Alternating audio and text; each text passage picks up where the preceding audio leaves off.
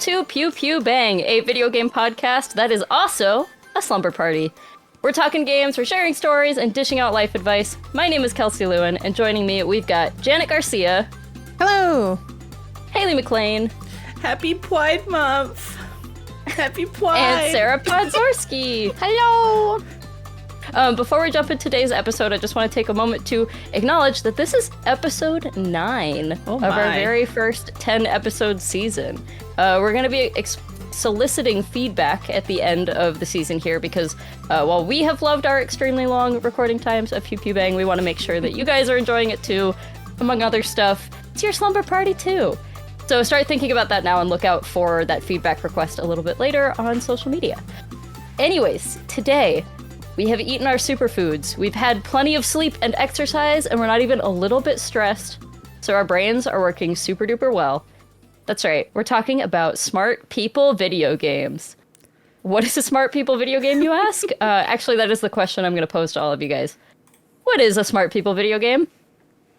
I feel like Sarah? Janet knows. I feel like you talk about this the most. Janet has a very like particular opinion on smart people games. Mm-hmm. Yes, I'm a Which smart is just, is person Sarah good at hater them? because I am dumb. And I'm like, this game is racist against people who are stupid, so I feel really passionate about it.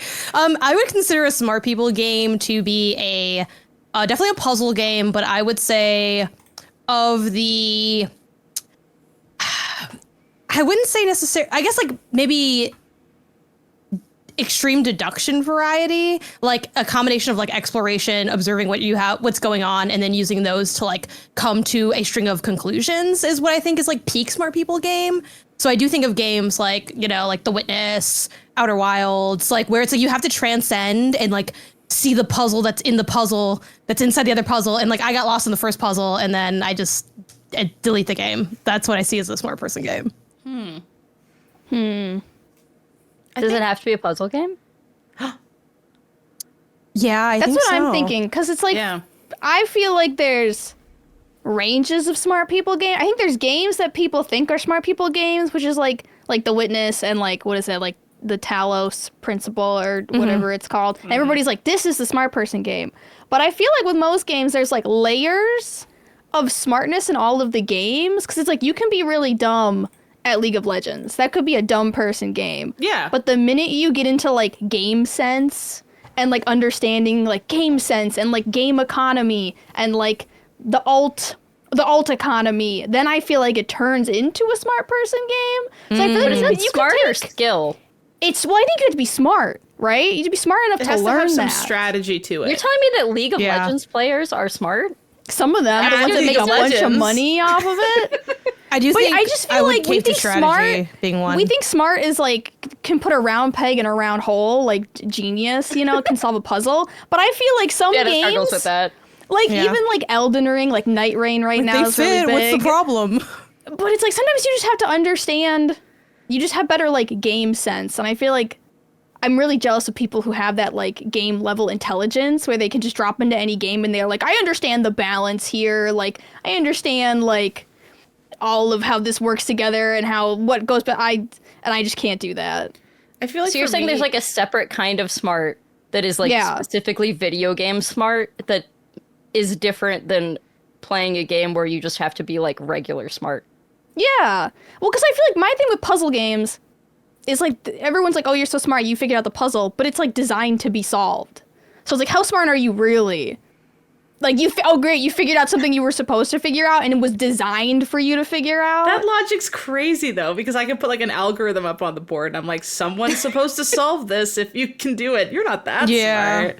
But I mean, like, I just feel like sometimes like it becomes a moving target with other games. So I feel like Magic the Gathering, right? Like I think that's a smart person game because God forbid I don't even want to read one Magic the Gathering card. But that people know all of them and how they interact together, I think that is more smart than like if someone came up to me and they were like, I beat The Witness, I'd be like, okay. Wow, Like memorization congratulations. at a certain level, right? Like I was talking to my partner about this a little bit because he was really into EVE Online, and like he can name every ship and like how fast they fire and what angle you need to like fire your stuff at. But like, is that smart, or did he just play a lot of EVE Online? But you have to play it with the mindset that you're learning. Because I feel like you guys don't understand, like, you could play League of Legends and just refuse to engage with any of it. And you could just click your little buttons and click your, like, QWEs. Yeah. Right? And, like, it doesn't matter. Does like, anyone play video games? But it's like, that? Like just never learning? Never Yeah. improving? Sometimes. And then, like, some people have to play, you have to play and want to learn how to be better. And you have to, like, understand what makes other players better than you. So I feel like that is, like, another level of intelligence to me. So you've played a lot of Final Fantasy 14, right? Mm-hmm. Is that a smart person game? Are you smart at that? There's layers in that, right? Because it's like some people just face roll the entire game, and they're like, what is dumb as heck. Rolling? What does that mean? They're like they just take their face and they just smash it on the keyboard. Okay. And it doesn't matter because like it's an easy game, right? But like if you're getting into like higher level content, which is like raiding, you have to understand what your ping is. You have to understand what your cooldowns are. You have to understand like if we're going clockwise or counterclockwise, and there's just like a lot to pay attention to. So I wouldn't be like, wow, what a sign of intelligence. I feel like people who can play at that level, like there's high skill ceiling, low skill ceiling. I feel like that's a skill, though. A wrinkle in this. Not an intelligence. A wrinkle in this is I feel like there's like, because at first I was kind of like buying into what you were saying. I'm like, yeah, I think strategy games would fall into that. Like games that have like this like where you need to sort of engage with the systems on like a deeper level to really be like skilled at them. But I actually think for me, smart people games are still like, you know, The Witness and the whole nine. And the other ones are more like nerd games, which you need to be smart, but you're kind of seen as like hyper specialized in a way that has like, I wouldn't say a negative connotation, but just a, oh, well, you're almost like you're good at it just because like that's your thing, and not like, it's not because I can't do it, it's because I'm just not down to do it. Like Balatro, I would say, is like deck builders are like a nerd. It's like, oh, it's like for the card nerds out here are gonna go like crazy for this because it's like they're into like that set of mechanics. And I don't really see those as like, even though I think those games require a lot of intelligence, and I don't think I'm like quite skilled enough to do those. I don't think that's because I'm dumb. I think I just I don't have a passion for the cards. Even though there's intelligence going into, I think, doing the decks and stuff like that. But I'm like, I just don't feel like learning. And then you gotta do math. I'm like, I don't wanna do all that. So I feel like those are like, to me, those are like nerd games, like the weird, like intense strategy, wild like RTS war from like the 1800s. Like I'm like, okay, it's just like nerd stuff, like specialized nerd stuff versus like smart. Even though I do think they take a lot of intelligence to do. To me, I don't think there is such a thing as smart people games. I think there's just games that require different skills. And I don't think I don't know. Like I'm not like pigeonholing intelligence into certain things. Okay, go ahead. Like, keep Haley, your secret, can Sarah. You please look up footage for the game High Fleet real quick, because I want to test Sarah's thesis real quick against this video game. Sarah's a trap. What? It's a trap. I mean, like I think my point still stands. I don't know. I don't even know what this game is. I just felt like yelling it's a trap because I felt like it adds to the drama of the moment. Wait, I'm trying to find. That's what I'm saying. That's. I'm scared for what this is going to be. Okay. It's looking like a Sarah game. It has spaceships and pilots. Are we back to Sarah the Plane Guy? Yeah, is that Sarah the Plane Guy. It's a Sarah game. This looks like a game I would hate. What is happening here, There's Kelsey? everything on this screen does something, and you're like, oh my gosh, I'm gonna butcher this because I don't actually know. I just watched my partner put this on his screen, and I was like, what is wrong with you? But I think it has something to do with like reading radar signals and pinging and sending things to certain, like it's not a game, it's a job. Yeah. This is like a job for a smart person, except you paid for it for some reason. For audio listeners, it's basically just you're seeing like radars and graphs and a bunch of like random old-timey machinery all over the screen, none of which makes any sense. This looks insane. It does. Excuse me, this is a nerd game. No offense to this like nice. No, person. full offense. But I like this is inscrutable to me. Like I don't know that it's a nerd game if it is like completely inscrutable. I'm trying to scroll around for gameplay. This is the gameplay. This is the gameplay. I know, but I fear this graphs. is the gameplay. But it's like It's this person's not plotting. even doing not even clicking that much. Just Well, I kinda don't know. looking. I don't know. What This is classic. person Like, is doing. are you winning, son? Like I have no idea what I'm looking at here. Yeah. True. See, I think that's what, like, smart people games, I feel like, for a true, this is definitely a smart people game, I feel like it has to be like, I don't even understand what I'm looking at. That's how smart you need to be. Interesting. But I feel like that's not fair, because, like, I think you would just have to try it. And then you would start to slowly understand learn the it. system. Oh my god, guys, are we gonna stream I Hypely feel together? like Let's go. Like, you know, I feel like, I believe that you would be smart enough to figure this out. I appreciate your faith in me, Sarah. I like this landing mechanic. See, like, I think of games, like, smart games to me are like, it's almost kind of like the game is trying to do an aptitude test at you, and that's what the gameplay is. So, like, I'm showing Papers, Please, because this game is about, can you focus up? Can you remember information? Can you organize your desk in a way that makes things more efficient? And then it's almost kind of like the aptitude testing of memory / reading / whatever. Like, this, to me, this is like a smart, like, it's trying to see if you're smart or not. The gameplay is, I mean, like, are you smart? have to use your brain. Yeah. Of course. But it's also like, if you watch somebody do this fast, I think they're very smart. But if somebody played League really fast, I agree with Janet. I would say that's a nerd. You know what I mean? I don't understand, like, the nerd via intelligence thing. That sounds rude, but, like, you can be very like, good and fast at something that doesn't require intelligence, but it requires your precise skill and knowledge of what you're doing. But doesn't necessarily translate to Knowledge intelligence. versus intelligence? Yeah, those are two different things. Different things. Those are different things. Wait, are they Merriam-Webster define? What is knowledge? Well, knowledge is like you have a collection of Information. This is relevant to me because people will say to me, they're like, Kelsey, you're so smart. You know about video game history. I'm like, I've memorized a bunch of facts. That doesn't mean I'm smart. That means I, like, have a bunch of facts I can pull from. If you spent the time, like, you know, reading stuff and listening to podcasts and, like, deep diving on this stuff, you'd have that collection of knowledge too. It's all out there. I think for somebody to be really smart, they need both. And sometimes most games are just relying on you having good knowledge and then skill. But there's some games that are like, do you have knowledge and intelligence? And that's what the gameplay is. Does that make sense?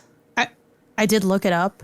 I did look it up. Intelligence, the ability to learn or understand or deal with new or trying situations, versus knowledge, the fact or condition of knowing something, which kind of goes like Kelsey, like the history fact would be like in the knowledge bucket. I do think knowledge can like feed into though your intelligence though. Yeah, so I don't think, I think it's a little foundation for two things.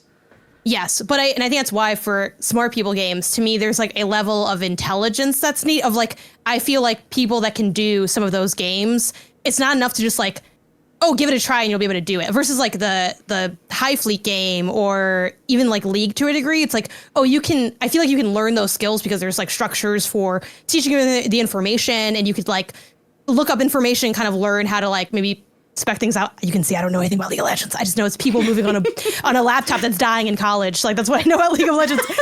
Versus like my beef as a self-proclaimed dumb with something like, you know, Outer Wilds, to use a game that isn't made by Jonathan Blow, just because I feel like that'd be nicer. So, like something like Outer Wilds, like I can't learn how to see it. Like I'll look at something and people will be like, wow, this thing got cracked wide open. And I'm looking at the same thing and I'm like, I don't have anything to take away from it. Now, granted, Outer Wilds does have like things built into it to help you scaffold that information with like the ship being like, you learned something. But I'm like, I don't think I learned anything. But that's why when it came to put it all together for Outer Wilds, like chat was like, you have everything you need. And I said, nah, I'm missing that one thing you really need, which is the intelligence to be able to like actually put it together. Like, I feel like there are not games that like so many other video games, you can get good at them. You can like learn the mechanics. I can't get good at perceiving things from the game. Like playing more Outer Wilds won't make me better at Outer Wilds. I have to go and play almost like a different game, build that foundational knowledge, grow my intelligence to then step to a game like Outer Wilds and understand like, okay, these are the cues that I need to be picking up. And that is why I'm a smart games hater, because I can't enjoy it. And I'm willing to admit that that's where my hate comes from. It is not fair. It is not logical. It is purely emotional. And I will not be apologizing. Got it. So Janet doesn't like games that require like like it's like self-deduction and like pattern reasoning, clue finding, like dot connecting. To be clear, the don't brain like me. expands. They and then don't like Kelsey, me. the game you shared was just ones that have complicated layering of mechanics to like the nth degree.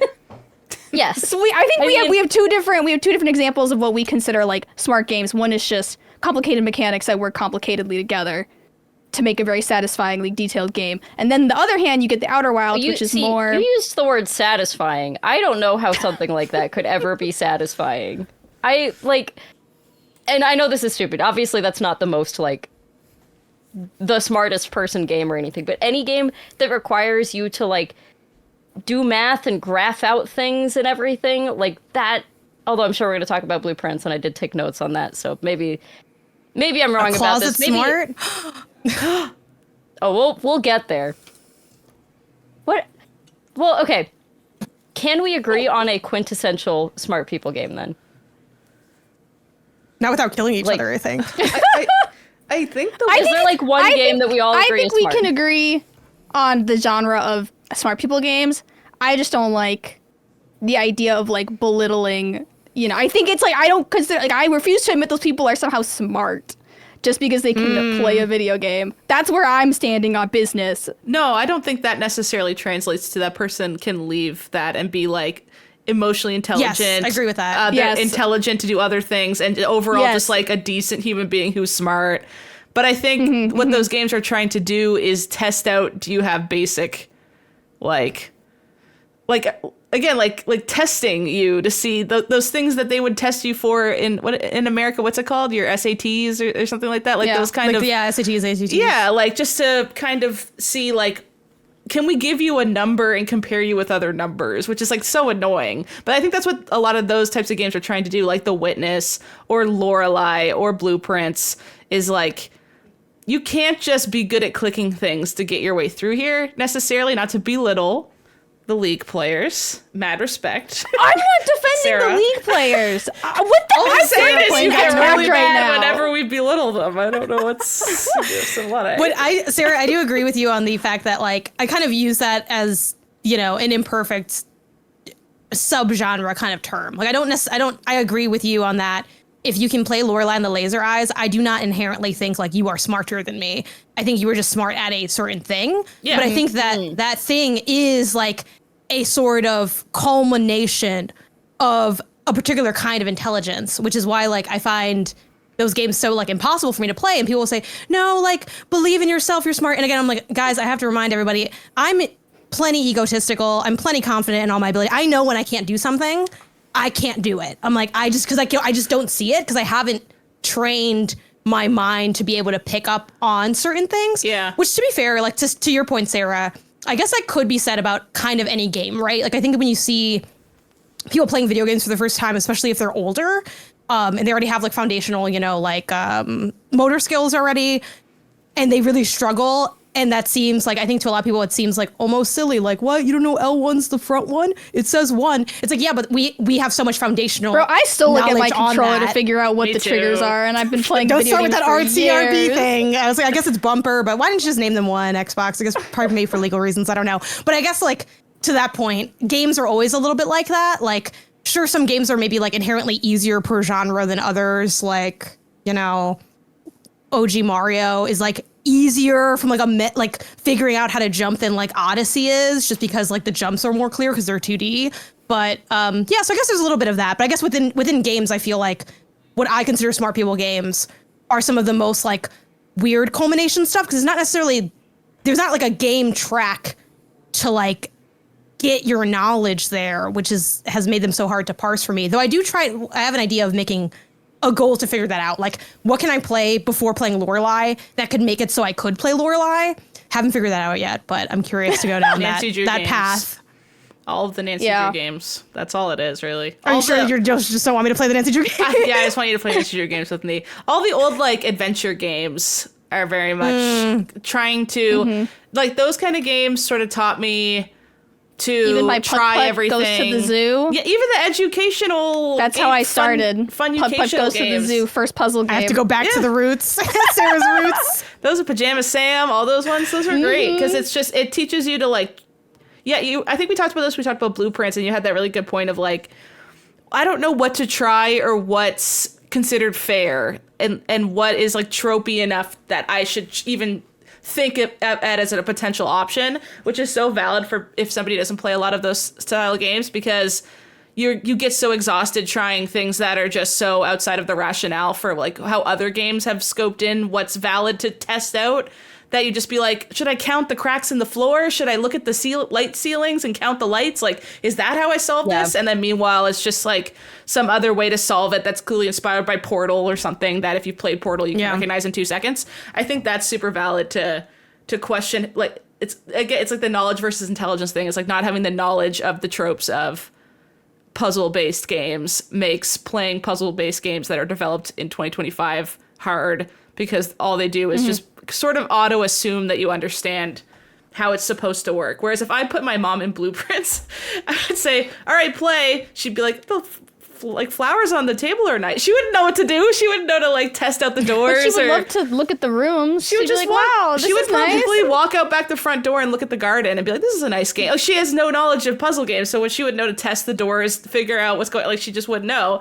But my mom is a smart lady. She just doesn't know video games and how the tropes work in them. So that just wouldn't work on her. I think like adventure games in particular, you're talking about older adventure games, and a lot of them, if you started playing from the very beginning, like maybe you would get some of that knowledge, but a lot of people got through them by just kind of trying every item on every item, because after a certain point you can't figure out the logic. Oh my god, those games. I mean, like there's an infamous puzzle. There's an infamous puzzle from Secret of Monkey Island, which is like the game is humorous, so your clue that something like this would work is that the game is a comedy, but like you need a wrench for something, and the way you do it is you use a monkey, and that's a monkey wrench when you apply monkey to the thing that you need to screw. So it's like, that's not logic. I think even if you had been playing adventure games for a really long time, that like you would be like, obviously this is like, you just keep looking for a wrench. Yeah. So like I think that adventure games and kind of what has grown out of it, like blueprints and stuff, it really is a language that you have to have experienced a lot of to even know what the game logic could be. And then even then you don't know how the game is going to subvert that logic. Yeah. It's true. That reminded me just to have an example of, did you guys ever play the old Space Quest games when you were younger? This is the infamous vent puzzle in Space Quest 5, The Next Mutation. Oh my gosh. Is this a scary game? It looks scary. It's not scary. It's I don't actually, like the way that guy crawls. I don't love it either. This game's fantastic, right? Great. This is at the very end. This is like, he looks so stupid crawling around. I'm telling you, back before I didn't have guides. I couldn't figure out what to do. Years before I got out of this stupid maze. Because this is an intelligence. This is like, I had graph paper and I would try to graph out this insane labyrinth. What was the solution? You just had to know which way. There wasn't like a monster that was like, next to the left and twice on the right, then you'll find the spaceship. Like, it was just like, you're in a maze of this thing, and I just had to try everything, and it took literally years, because I would just give up and then come back years later and try again, start from scratch. It was ridiculous. And I do feel like puzzles have gotten better in video games. Oh, this puzzle I feel like design has gotten leaps and bounds better than where we started. I can't even watch this anymore. I mean, that's kind of like trauma. The whole reason like LucasArts games started existing was because they were fed up with the Sierra Online adventure games, the King's Quests and whatnot, and they were like, these are inscrutable, and also you die all the time and fail all the time, and it's not clear why. And like, if you forgot to pick up this apple at the very beginning of the game, oops, there's an apple pie at the very end that you're going to be screwed on. Undertale. You don't have the apple from it. So like, yeah. we have come Janet, what happened? I was trying to do the these games hurt you? I was trying to do that pacifist run because I had to play the game for work, not for pleasure. So I just needed to beat it, and I was following a guide doing the pacifist run. But when they said to pick up the cookie, I thought, how deep is that really? And then I got to the spider, and the spider was too hard. And then I watched the end of the game on YouTube so that I could then play Deltarune Chapter 1 and do the guide for that and be able to say, here are the references in Deltarune that go to Undertale. So that was time well spent. That is Spider Lady fight. They say when you love what you do, is one you of never work a day in your life. I still that is absolutely, and that's the kind of thing. Like you were like, how deep could this cookie be? And that is like normal person logic. But if you started playing games with Sierra Online games or something, you would be like, of course this cookie is mortally important. Like I will die without this cookie. Yeah, and I did. I don't know. The guide none of that is smart. You could have done it but I'm also really bad at like dodging bullets, which like everyone's always like Undertale is such a cool story, and no one's ever like you need to enjoy dodging little bullets, which I hate. So I'm like, I feel like no one talks about the gameplay. I don't know, but anyway, when I hear Drag Undertale, we can do that some other time when I have more time. I like Undertale. I also like. Wait. I'm sure you do. Wait. Sure I love Undertale. Do. I'm in the credits of Undertale. Wait. That's such a flex. Internet, hold on. That is the coolest. You're in thing. the credits. That of is Undertale? a flex. Mm-hmm. That's very cool. Wow.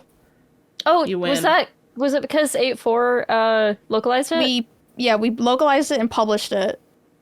That's the mirror thing, sweet cool. at the end. But also, I didn't play gosh, what's that game referencing? The one everyone's always like, put the mother games or whatever. Mother, the Earthbound, yeah, the mother series. I'm like, I don't know, like weird guy, internet memes, some kind of like it didn't really connect for me. But I also played it in the worst way possible because everyone's like, you should just go. But again, I was playing it for work, not for. Let me check this game out. Ruins those games. Like I'm such a Telltale lover, but I had to write guides for Telltale games, and it ruined Telltale games for me. Yeah. Because it's like as soon as you strip back the facade of those options, especially in Telltale games, you're like, wow, none of this matters. Anything you choose is erased 5 choices later, anyways. Whatever. Yeah. I know that is kind of funny. I rock with Deltarune though. Again, I also just don't like the game. I don't like dodging. I'm not good at dodging little things. See, yeah, that's skill based. That's a skill. I didn't. We need to go back to our roots.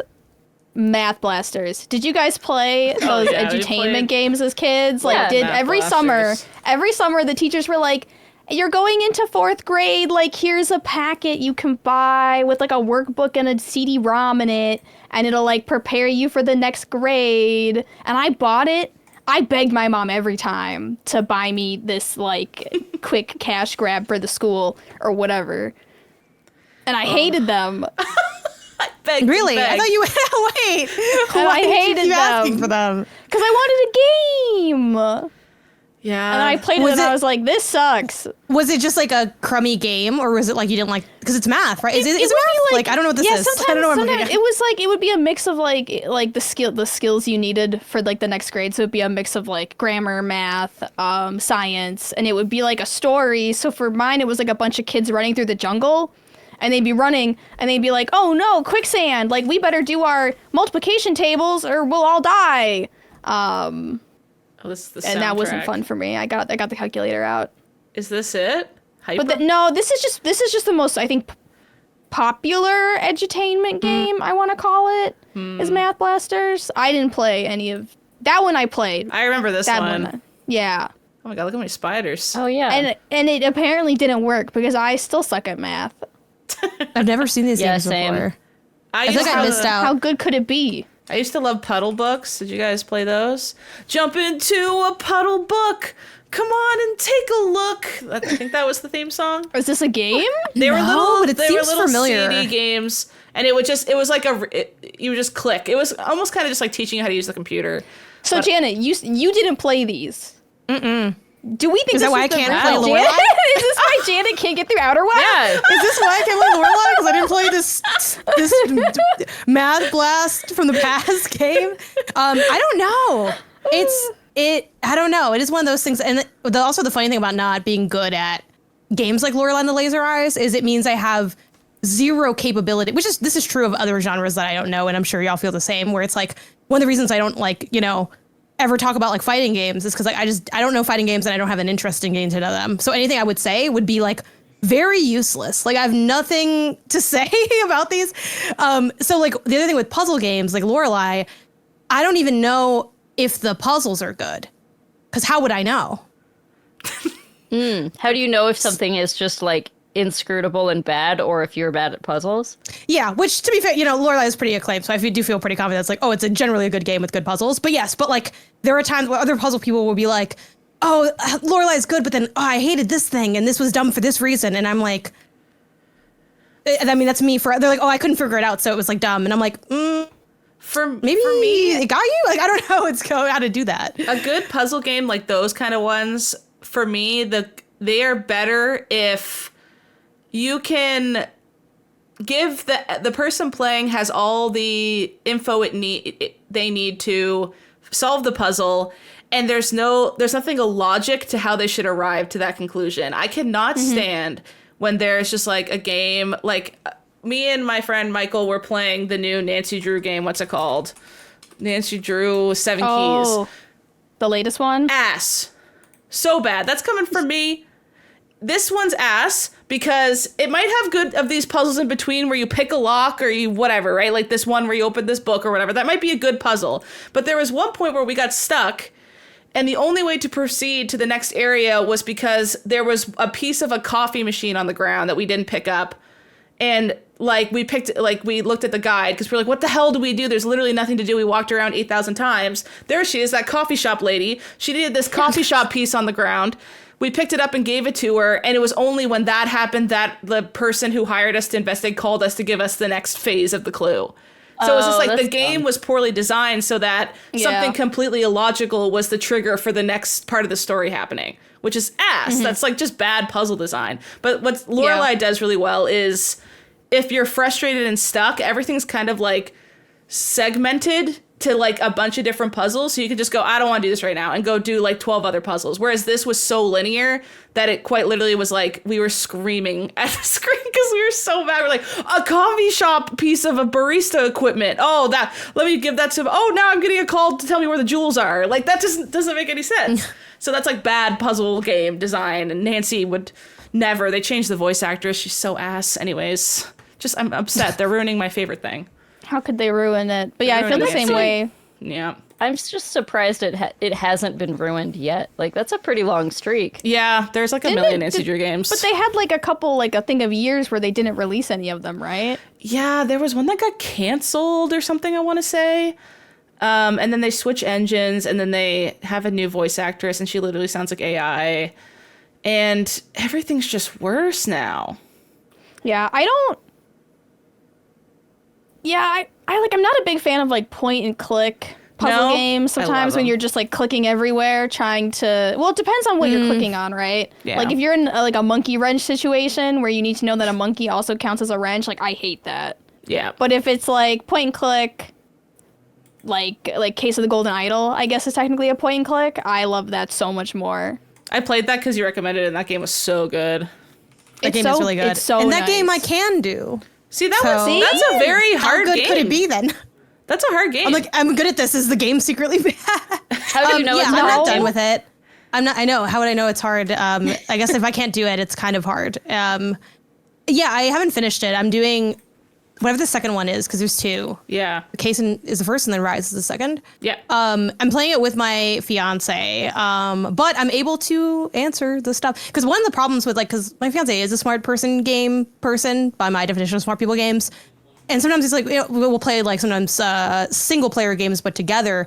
But the problem with doing that with like a puzzle game is I'm like, I'll have to be like, hey, I need you just to not give the answer. Because it'll be like, it's like one of those things, it's giving like, I see a few more people working and like me writing furiously, everyone else done with exam, stressed, crying, sweating. This one I felt like we were actually very like evenly matched for, where it felt like, okay, this is we can just work together. But if we try to play other puzzle games, people be like, oh, it's this thing here. And I'm like, didn't even finish reading the document, but okay. So yeah, I thought this was not too bad. And I was nervous going into the Golden Idol games because I played Duck Detective and like that, and it was fairly like manageable, but a lot of people said that was like a baby version of the Golden Idol games, which Duck Detective. Which I do agree with that, but I feel like the gap, like the skill gap is not as big as I thought it would be. The way people talked about it, I'm like, oh, well, I can do like the baby one, but can I do like the real one? I'm like, oh, okay, no, the real one's kind of the same. Like it is, they're the same structurally. And I think what works for the Golden Idol games is that because you're like, you know, pointing and clicking and gaining words and then like placing them to figure out, it'll be like, you have to fill in like Dave took the scissors and stabbed Susie in the back. And those are the spaces you fill in. I like a good, like a check your work thing is very helpful for me because I don't have any like I'm not for sure like this stuff's working. So it's nice to be able to be like, okay, well I can do pieces of it in a way that's very digestible. So yeah, it's going good so far, but I haven't been back to it because I don't know. It's a little bit more of a like sit and have a think. And a lot of times I want to sit and like maybe have a drink, which is not a thing. Yeah. I don't want to sit and think. I want to sit and drink. I'm like, I feel like Claire's Garcia just go boom, boom, pow. You're on fire. And it's like just kind of chiller than the Golden Idol games. But I've been enjoying them a lot. So yeah, it's definitely like the style of puzzle game that can get me. This is the kind of thing where I was thinking like the aptitude testing almost energy of like quote unquote smart game is because like when I was taking the LSAT, it was very much this type of reasoning that they were trying to figure out if you're good at, because they split it into three. It's like, do you have good reading comprehension? AKA they spit out a huge paragraph at you and then they give you a bunch of hypothetical questions you have to answer.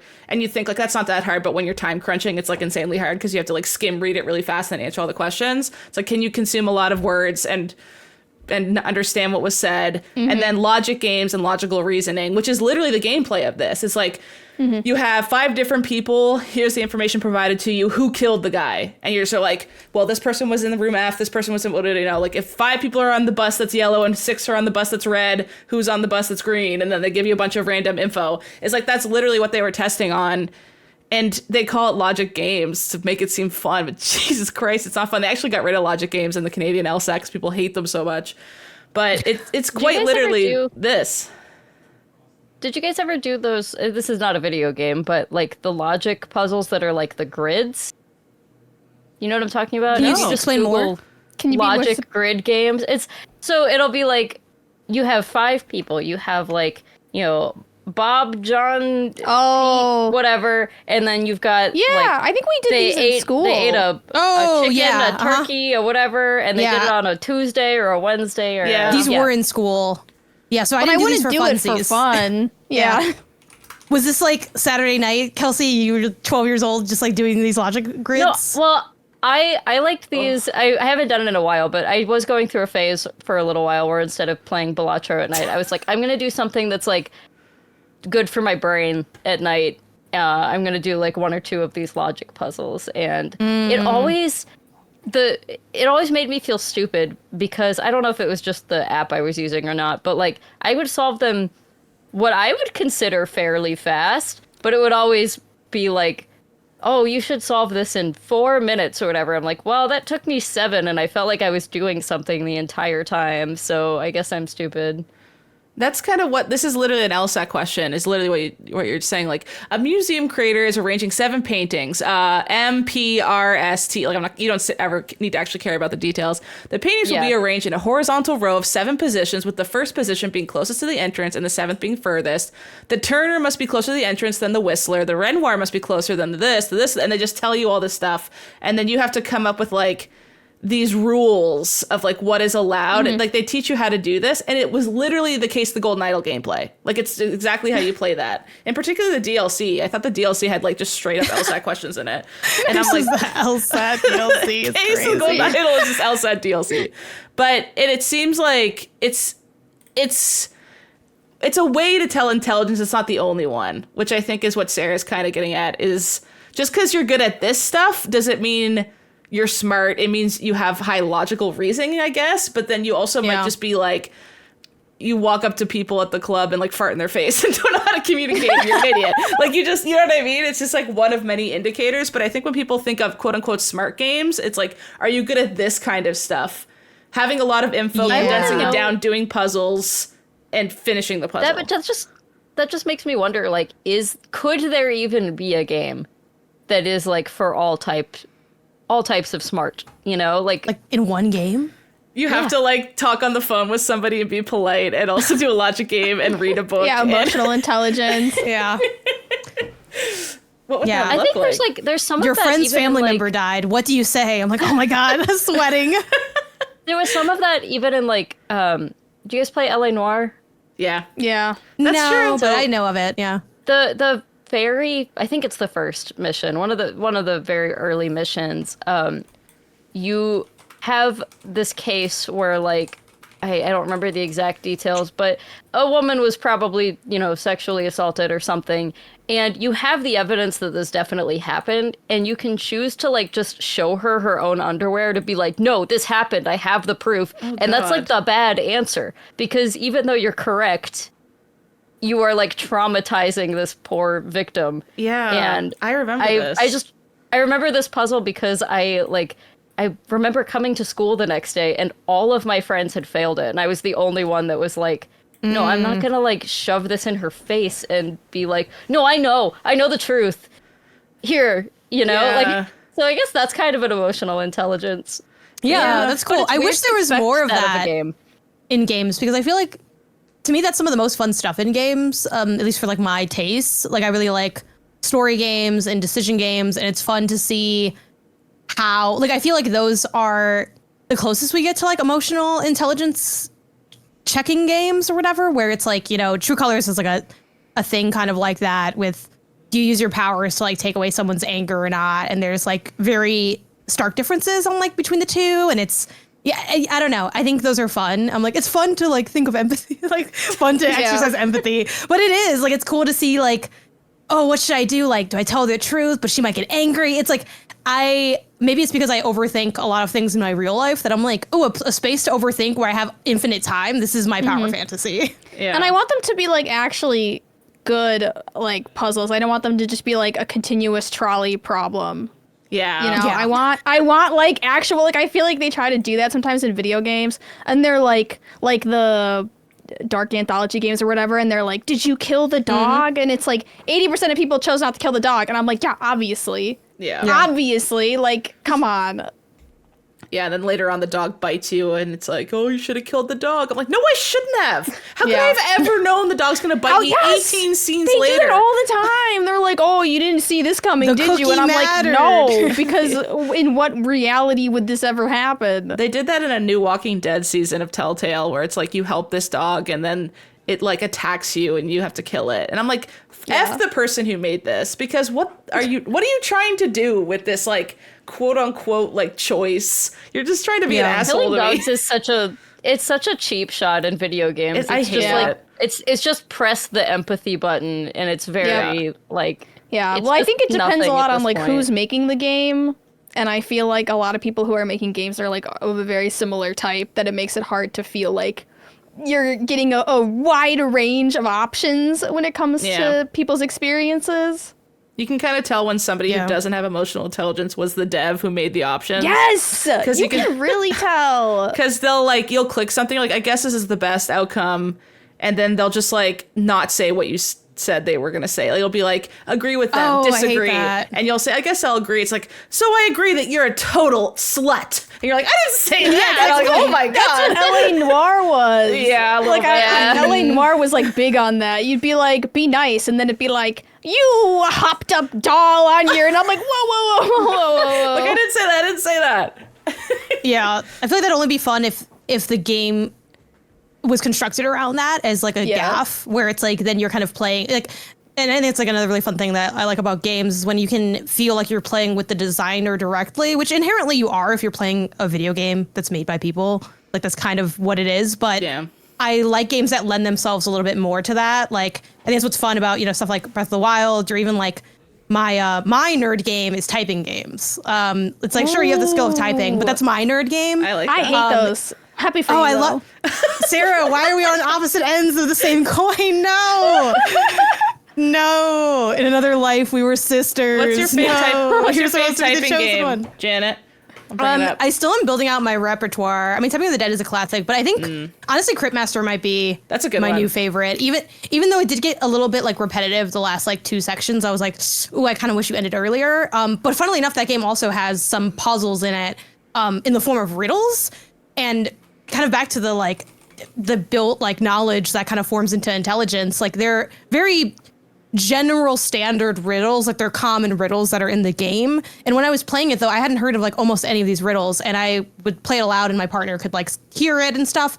And he's like, oh, it's this. And obviously after a while he was like, well, I'm not going to tell you the answer because like that's ruining the game for you. But I'm like, so you're telling me you know this? He's like, yeah, I've heard this one. It's like a really common one. And I used to do riddle books like for fun. And I'm like, see, these people are like, it reminds me of like the people who went to like a good elementary school who like go into high school and they're like, I place right into trigonometry. I'm like, my school didn't have any resources. So, okay. Like, you know, I am like the only one that made it here and now I'm behind. And it is, I do think like puzzle games kind of have, again, a little bit of that angle, which is maybe, you know, where my deep-seated resentment comes from, where I'm like, oh, so you just know that, like, the doctor is his mom? Now, granted, I know that one, but, like, it's a lot of those ones. Yeah. Yeah. But, like, if I never heard, like, sometimes I feel like when I play a puzzle game, it's my first freaking day on Earth. And I'm like, I hate this. Like, I hate not having any, like, anything to pull from to, like, build the information. It just makes it, like, a lot harder. But what's kind of nice about Encrypt Master, it's, like, these are all kind of also optional things. Like, you can get bonus stuff and you can, like, mod it to, like, make it, where you get, like, hints and stuff like that. But, yeah, Cryptmaster is a fun little typing one, but I think I'm gonna do a deep dive where I just start playing through like all of the typing games on Steam. There's a fun one I'll try to look up on my own right now that I started playing. That's basically like it's Vampire Survivors but with typing. But I'll have to like dig around in my Steam to find it. I'll let y'all know when I pull it up. Yeah, I went on Steam and I like clicked on the puzzle tag. And it's essentially, in my opinion, a useless tag because like every game shows up under a puzzle game. Well, also there's two like very accepted types of puzzle games that we don't like have different names for, which is like Tetris is a puzzle game. Yeah. Bubble Bobble or I didn't realize like Paddle Bejeweled is considered a puzzle game too. Yeah, like but like that is a wildly different type of game than like a Case of the Golden Idol or something like that, to the point where it is kind of nuts that they're under the same umbrella. And also every game has puzzles in it, so like everyone uses that tag. But like even if you are not using Steam and you're just like trying to describe, if I say I like puzzle games, you literally do not know if I mean I like Tetris or I like, you know, Case of the Golden Idol. Yeah. Also, I found it. It's called Glyphica Typing Survival. Ooh. Is the name of the game. Glyphica. And it's very like, it's funny because when you pull it up, it's going to look like a word version of, what was the game you mentioned, Kelsey? Something, fire, shoot, High held, Fleet? what? Yes, it looks like a word version of High Fleet, like low key, because it's very minimal, like aesthetically, like it's like a plain background and just words floating around in space, but it is super fun. I like to type, so I'm like, great, typing, but I don't have to think of the words myself. This is cool. perfect. This is all I ever wanted. this looks like it would cause me like physical pain. Yeah. Because not only do you have to type, you have to type looks fast. ugly, but yes, You have to type That's the fast, best and like I kind can't of typing. spell. You'll sense it though, but it's, I mean, it shows you what the words are, you know. So I'll like, sense it. though some of them do have like weird modified. It's like you get like I Vampire misspell Survivors, you get, things like all the abilities. time. Yeah, no, that's Game was fair. cool. I mean, typing is definitely a skill. And like, you know, as we've been talking about, there are things where like it's smart, but also you need a skill. And if you don't have both of those things, like... If only Undertale had been a typing game. A Dude, if typing Undertale bullet had hell. been a typing game, I Janet would have would've been going loved ham it. on that game. Loved it. Yeah. Yeah, to me, this is definitely not, in my opinion, I don't think typing games are smart people games. I think they're nerd games. And what kind of nerd are you? You're a typing nerd, where it's like, like you're excited to be like, what's the mechanic underneath the fact that I'm writing like Apple? It's like, that's nerdy as hell, which I'm cool with. So I can, I don't see nerd as pejorative, but it's like a highly, like a specialized passion that to most players who aren't into it will kind of be like, I love that for you kind of thing. In a way that like, you know, just to kind of generalize, I do think most people, you know, when you think of like video game, it's like action adventure is kind of the dominant genre. So it's like, okay, no one's really like, maybe people like, you know, might not like God of War, but no one's really like, you like God of War? Like that's so specific. It's just like, I don't know, it's kind of like a general game. But like you like Glyphica Typing Survival? It's like, yeah, that's that nerd stuff. I know who she is. She says she likes Glyphica Typing Survival. Yeah. How do we feel about puzzle games that are more along the like casual and browser kind of games? Things like Wordle and Picross and Sudoku and stuff like that. Oh, Are the those world smart drama people games? steers its head. I hate Wordle. Why do you Sarah, hate I hate Wordle? I've those. never Sarah? heard this. Sarah, do you think Wordle is a video game? No. Discuss. It's not a video game. I think it's just like, it's like saying that a crossword puzzle is a video game. If they You put it into know? a video game, then it would be. If it is It's not. digitized, then it might be. Yeah. Haley, were you here when they tried to get Wordle? You weren't here when they tried to get Wordle on Didn't the we? T10. Did we not succeed? I No, didn't. was not here for this. I threw myself on that sword. I died on that hill. Were you the reason? And I you were stand the by it. real- I stand by it to this day. I stand by it to this day. What would that have ended on? Like 20, or was it getting up there? I think people wanted It was it up high? there. Oh, Really? I thought we were debating for it to just like make the list because it was. Yeah, so I feel like big it was that going to be game. like a 20. Like I feel like Who 16 would be knows? the highest. Who it would knows how get. high I would have climbed see, had I not sacrificed myself I agree that it's on the altar of I Wordle? think that is a video game. I don't think it should touch a Games of the Year list. Thank you, Haley. Oh my god. So I'm kind of in between y'all, where I I do Yeah. think that is technically a video game since it's been digitized and the gameplay is now digital. But as much as a fun game that is, I don't know. I just don't think. Also, though, you couldn't do. I mean, I guess you could do Wordle on paper if you had like the answers in the back. I suppose. And but even someone then, was you can't over your really because shoulder. you'd have to. saying, yes. Yeah, no, you can't do have it by to- yourself. Yeah, Like, because you need to fill in the letter. So I do feel like in Sarah, I know I'm not going to change your mind, but that's never stopped me from talking before. So here I go. I feel like the fact that you like at least Sudoku versus like Picross, like you could do that on paper. It'd be like a little messy because you got to keep like a race and stuff, but you can, and people do Sudoku and I'm I sure hate Picross doing like games on Sudoku there. on paper. Wordle, you really like can't easily. It'd be very hard to replicate that on paper. Yeah. I mean, you're right. You would need I someone still to don't think it's a know video the game, answer. though. I think it's a digital Why? game. I don't think it's a video game. Where's the video? Where's the video? You Where's think the it's- video? You think it's Where's- digital media, not a game. This is such a like philosophical debate on. And what I is got a an A video in game. internet and media Where's culture, the so I video? would know. I happen to have I guess your you mean like people on transcripts to screen. know Is that that's what you mean true. by video? Yeah, where's the I'm video? not even in it? smart enough to respond to what you're asking me. You're gonna have to explain it again.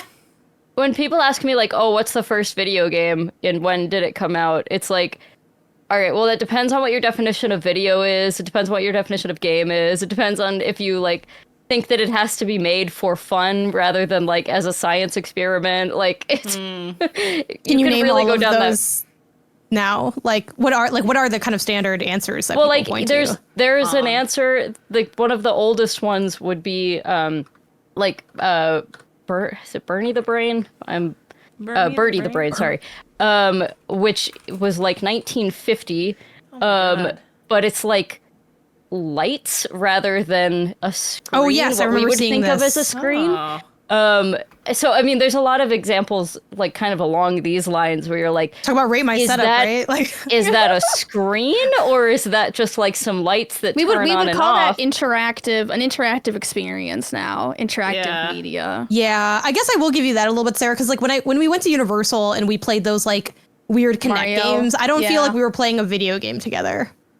I think we were No, like we were playing an interactive experience. But I think context matters because if that was given to me on like a freaking disc, which I guess is maybe in a way your argument is it the fact that Wordle's like in a browser, just kind of like thrown because at the like browser masses. games are completely valid to browser being games. games.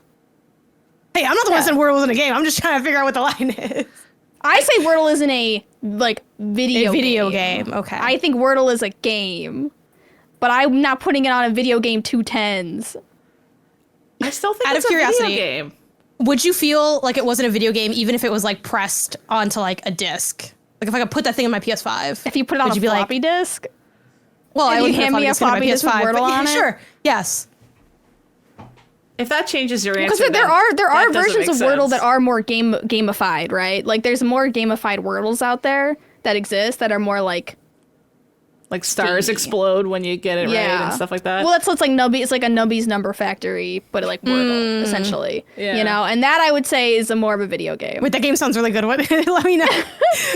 If you're that game, DM me later after this episode because I want to play it. Is Picross a video game? Are you asking me? Yeah, Yeah. Is it on the DS or whatever? it's on like a Yeah, but it's like on that a bunch of cannot stuff. be. That's a very strange like benchmark. Is it on the DS? Because you know what else is on the DS? Like, there's a Is game Wordle? that's I didn't think so. Okay, Hey, but people there's also like My making Stop fan Smoking games. Coach and like 101 classic literature books, and it's just books. Like, it being on a video game console doesn't mean anything. I feel like Picross, I would categorize it as, like, if there's levels, I would categorize there's it levels. as a video game. But this is just And when you're Wordle, done, you Wordle can has get my levels? ass. Wordle can eat Wordle my can get ass. something. Sarah, is this because you never won Wordle? Is this where this I've comes never- from? I don't you're play bad at Wordle. Wordle. Yeah, is this I will because you say- lack... I hate to flex. Actually, I don't, because I thought this was like the greatest gaming moment I ever had. Even though Sarah would say it wasn't a gaming moment, it was just a moment, which that's valid, I guess. Sometimes I get a rush when I finish the crossword puzzle. Yes, you do. Well, word games are also like my purview. It's like I like typing, I like figuring out words. The 360 no scope I got on Wordle, best I one of the got best one of days those of my one life. time. Yeah, That's Yeah. insane. There's nothing like it. There's I nothing feel like it. the Wordle it's era like a video game. that we lived Yeah. through, one of the worst times on the internet that I've ever had to live through was when everyone feel- was just posting their green squares. Twitter that's was fair. unusable. I that do was not annoying. give a flying Sarah, known Twitter about fan, anyone's green squares. I don't think you're smart just because you have more green squares than somebody else. That's nothing to brag about. Well, to me, it's not it's about the connection. You know, I post something and it's like, you're like, oh, I had a hard time with this one too. And it's Yeah, the Janet, community. you were enemy number one during Wordle. It's a community. I think I had to hates. mute you.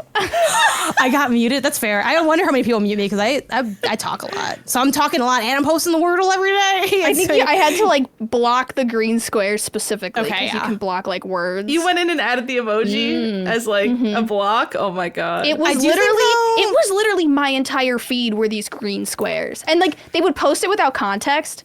So when it first started happening and I didn't know what Wordle was, I was just like, why is he already posting these green squares and sometimes it's a yellow square? And when there's more yellow squares, they seem upset about it. I don't understand. You were like a grandma. I don't understand. learning the internet. And If you're Janet watching this always on had the most YouTube, green. so you gotta just put a bunch of green squares in the comments. Just make this completely Yeah, exactly. all green squared That's out. the And if you Smeg have for yellow this squares, week. you have to make a little sad face.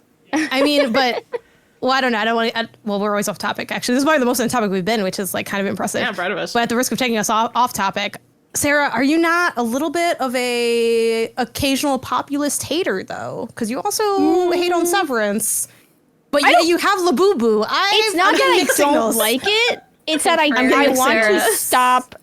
I don't like when people start bringing it into like daily conversation with like references. You don't want it to because people pierce- reference Severance a lot, Yeah. and why it's not like join in? Why not I don't have frolic? a Don't you want TV. to frolic? You don't I don't have Apple TV? TV. Oh, I think you said I don't have a TV. I, mean- was like, what? I don't have Apple TV. Yeah, that makes more sense. But if someone gave you Apple TV, would you watch it? Yes, Okay, that's actually kind of valid. All right, it's on my send us it's your on my Apple TV. to watch list. This is just a but I don't. misunderstanding, and Sarah just doesn't Can have everyone? Apple Oh, TV. okay. But Sarah, do you that's fine. participate in other references, or are you just like no references to anything in conversations because someone else might not have seen it? I mean, it's fine. I don't care. Yeah, we can Reference care a little Severance bit. all you want. Post your little fucking green squares. I don't care. This is how we connect. It's part of. We live in a society, Sarah. Okay. When I say, "Do you wear wigs?" You know what I'm talking about. I will and say I think that's beautiful. I agree. When it was kind of hard to find real tweets when everyone was posting those green squares, that was a little bit Yeah. like you kind of have to go. That's okay, that's completely valid. yeah. You're Oh, heard, when Sarah. Haley says it, it's valid. When I say it, I'm a populist hater. No, I said that. I said that was valid when you first said that. When you said that the timeline was all squares, that was annoying. This is when I brought up my big, never- weird size feet, and all three of you went, "My feet are perfect," and I was like, "Shut up, you guys!" This is Sarah's version of that. I have hard time finding my teeny size. I mean, what's the alternative? People's hot takes on Twitter. I don't know. Like I think. Yeah, what do you I want to like read that on kind of Twitter, stuff really? Not Because green it's like squares. it's like a moment in time. I'm gonna miss out on the Wario 64 deals if you guys keep posting your little true. green squares. Hey, you know what? That's valid because we stand Wario 64 in this house. Like that person's put in the work. Kelsey, what was your actual? What is Picross a game and is Sudoku a game? Like a video game? Yeah, Sudoku game? If it's Video digitized, game. yeah. No, I think Sudoku's you can not a have. video game. I feel like But you it's can on have the video game DS, versions Sarah. of Sudoku. It's on the DS. not a Picross video is game. literally But Brain Age? nonograms which are also ancient Japanese puzzles, just like Sudoku. But sometimes it reveals a little cute image. Yeah, there's like a bird. Game. But I feel like all you're wanting there's layers is it to be to it. cuter. You just want your Sudoku to be cuter. No, but I want layers not a video to it. game I if it's want not layers. I want layers. I have layers. I have a layers. I have a Sudoku app, and it does me at the hair salon. Layers. It's like, okay, so if you're playing, listen, shut up. If you're doing your little like f***ing word puzzle, and all of a sudden it's like a match 3 dog game, and you do it, and then a dog pops up, and then you raise the dog by every word you make, that's a video game. But if you're just straight up doing a word puzzle, and then you finish it and you walk away with just the satisfaction of thinking that you're better than other people, that's not a video game, that's just a game. You're mad that people feel good about themselves when you do this. I don't think you care about the logistics and the linguistics of it. It's a game or not. It's about the layers. If the digital product makes you feel good about yourself, you're wrong, and it's not a video game. That's true. I often don't feel good about myself when I'm gaming. This is, I think Sarah might be onto something up here.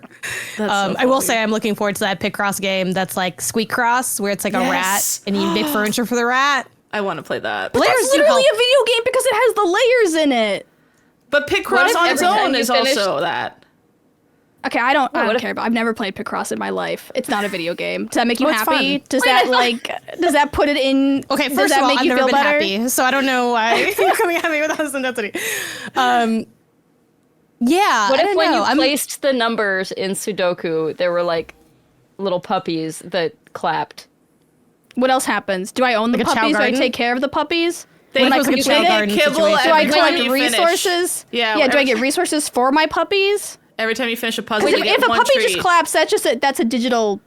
Okay. What if you get accessories for the puppy, but the puppy doesn't do anything else? You just get accessories, and so every time it claps, it looks a little different, or it's wearing a hat. How many accessories do I get? Is it just like 15? 15? Yeah. Only 15? Yeah. Not a video game. 20. What's the number? Boom. This is game design. We're doing it right now. Welcome to our game jam. I would need some more systems. I would need. What about 40 hats? Yeah, I would need. Well, 40 hats. Then you're just playing like that the #1 game on Steam right now, which is Bongo Cat. Which you download it, and whenever you type, Bongo Cat slaps his little hands, and the more he slaps his little hands, the more hats he gets. That's just a widget. Okay. Yeah, that exactly. Not a video game. But you said game. You said that's a game on Steam. She just lawyered your ass. She just on the stand caught you like what if I left style. No, you can't. The layout. Sarah, the layout. Logic right there. I've been owned. Almost Christmas Sarah. means it wasn't Christmas. And yet you engage in society, Sarah. I so what does that really say about you? You participate in society. And yet you engage. So, yeah, I'd say I'm probably more generally lax on like a video game definition, in part because people will start throwing things at you, as we saw with what happened to Sarah. And then also in part because I'm a hippie, so I'm very much like everything is art. You know, I mean, we'll get into this later with like what we studied in college, but like, please, let's not do the art video games art conversation. I won't. But I'm like an everything is art kind of, you know, hippy dippy artsy person. So it's like, yeah, I'm just not really too particular about like the. I want to dig into that, but that is like, that's another freaking hour. Everything is art, Janet. Everything. Yeah. There's a fart. Yeah. There's a fart art, Janet. Just because it has the word art in it doesn't make it art, Janet. It helps. It does help. It does help. If I farted in my room right now with no one in it, is it art? Yeah, I mean, there's again, I have like, and then also like, I like hippie game crap, you know? I'm like, oh, look at this like weird artistic creation, you know, I'm like into that kind of stuff. So it's like, what for music, there's that, I forgot the name of the song, but the song where it's just silence, it's the sound of the room that it was recorded in. It's like, so yeah, you don't want to get into it with me. You're at the because you're gonna start. You're like, God. You're like quiet and appreciate the art when you're walking. I'm like, this moment. I mean, I don't listen to that song, but I know of it, and I'm like, okay, yeah, like that's like a cool little thing. Well, you don't like, listen to that song because that's not a song. That's a recording. Janet, I'm gonna walk you into an empty room and tell you it's an art museum, and you're gonna be like, yeah, sure. I mean, I might not like the art, but it's like still art. Is the lack of art not art in itself? This is what appreciating the backdrop to art. Sure. But yeah. Does art need intent? It might not be good art. Does something have to? I feel like. Are you guys talking to me again? I think with what we I'm saw. talking to Janet because I'm done. Sarah, I'm yelling at Janet now, not at you. Okay. Janet. Yell at Janet about art. Does it need intent? Not necessarily. I mean, I wouldn't put art on anybody. Like, if they're like, I don't consider my work to be art, or I don't consider myself an artist, I'd be like, that's cool. Like, I don't live your life. But yeah, I mean, like, I think if you make like a meal or you make like a painting and you're like, well, this is for fun, it's not art. Like, I still think you made art. I'm not gonna like berate you about it, but yeah, I don't think you need intention to make art necessarily. I think also that's why you see sometimes in society, crazy. you'll see something like something wild will happen, and it'll be like, oh man, this is like what, like a socially relevant or interesting moment, like a picture or something of like something that happened. That might not necessarily be art. It might just be someone taking a picture of something because they thought something was wild and they want to document it, but that could still become art. They didn't necessarily say, I'm taking my phone out to make art right now. Sometimes photographers do that, but not always. So yeah, I don't think you necessarily need intention, though intention makes it easier to argue. I have a checkmate for you. Ready? Sure. Oh God. Is AI generative art? Yeah, it's bad art, but it's art, I guess. Well, this is made by a person. I don't think machines can make art, so maybe not. I think it needs to be Depends on the weight you put to the humanness of art. How it's probably important pretty is weighted. the human in relation to any art? I think there has The to be human psyche. intention a I little. think you need a human, I would say. Though, I mean, if someone wanted to say like, pic, would it be art? There's a great case that PETA Oh, was trying yeah, to sue that thing. that Yeah. photographer for the monkey Yeah. selfie. and they won, I don't think they won. didn't they? They had to, or at least the guy backed down. He had to split the revenue with like I don't think people the that monkey. paid I the don't think monkey the or monkey something. got Yeah, any revenue. didn't he? Wait. Okay. Also, fun fact about that: me and Jeffem both individually, years apart, use that as a get a load of this. Like years really? apart. Yeah. Monkey Yeah. No, I guess I think. case. I guess I think you need people, but again, I'm not necessarily like walking over every like conversation with, like someone's like, oh, I hate AI art. And I'm not gonna be like, actually, it's not even art because art requires, it's like, okay, that's like, it's not relevant to like moving the conversation forward. It's also why I hate like I love like, language and words and grammar, but I think it's the dumbest thing on earth when people like correct people's grammar online. It's like, it's not a space that requires like edited American English, nor does anyone speak that way. So you're just like a jerk who's trying to flex of like, look how smart I am. I put the it is instead of it's or whatever. It's like, shut up. You're a jerk. Like, and also maybe you might be a little classist, to be honest. So I don't know. But yeah, so I don't know. I guess I haven't necessarily thought of that. The monkey got The some monkey money. got money. They settled outside of court because it looked like he was What going does to the lose. monkey do? He took a What does the monkey do with selfie. money? He took Because a selfie. What does he do with the money? The monkey No, went to Haley, Vegas how and did he he got get a bunch his of money? monkey hooker monkeys. He actually sadly invested all of it in crypto, and I don't know how it's going. He's It's the way creator down of the there. monkey NFTs. Wow. What a rags this to riches monkey. story. They went to future revenue from photos groups protecting crested macaques and their habitat. I guess that's what the monkey was. That I take issue with this because if you're saying that's the monkey's money, how you're deciding for the monkey what you think he would want it spent on, like the doesn't know what money conservation of is. monkeys or whatever. Yeah, but don't you need to like Okay, represent but then those who can't why- represent themselves, right? Like He would ethically? want hit monkeys Like, fight to be for the- happy. Couldn't How you do think you that? know? What if he's a sociopath monkey? Well, then we shouldn't be giving him money. What if? Well, that's We my give point. sociopaths money exclusively, Haley. Like, know, we have should you been stop seeing what's it. happening? We should stop. Have you seen what's happening over here? We should stop doing that. But I'm just saying, you're taking, you're like, yes, the monkey's earned this money, but I know what's best for the monkey. I will spend this money for him. I guess Does I the should monkey have a rephrase it conservatorship? as the settlement was that he donated money to a monkey fund, not that he Yeah. said, "Mr. Oh, that's the Monkey, settlement. here's a Okay. check." Yeah. Okay. And then Peter was All like, right. "Give me that check, monkey. I'm gonna spend it." Also, I guess on a Which would've technical been level, weird.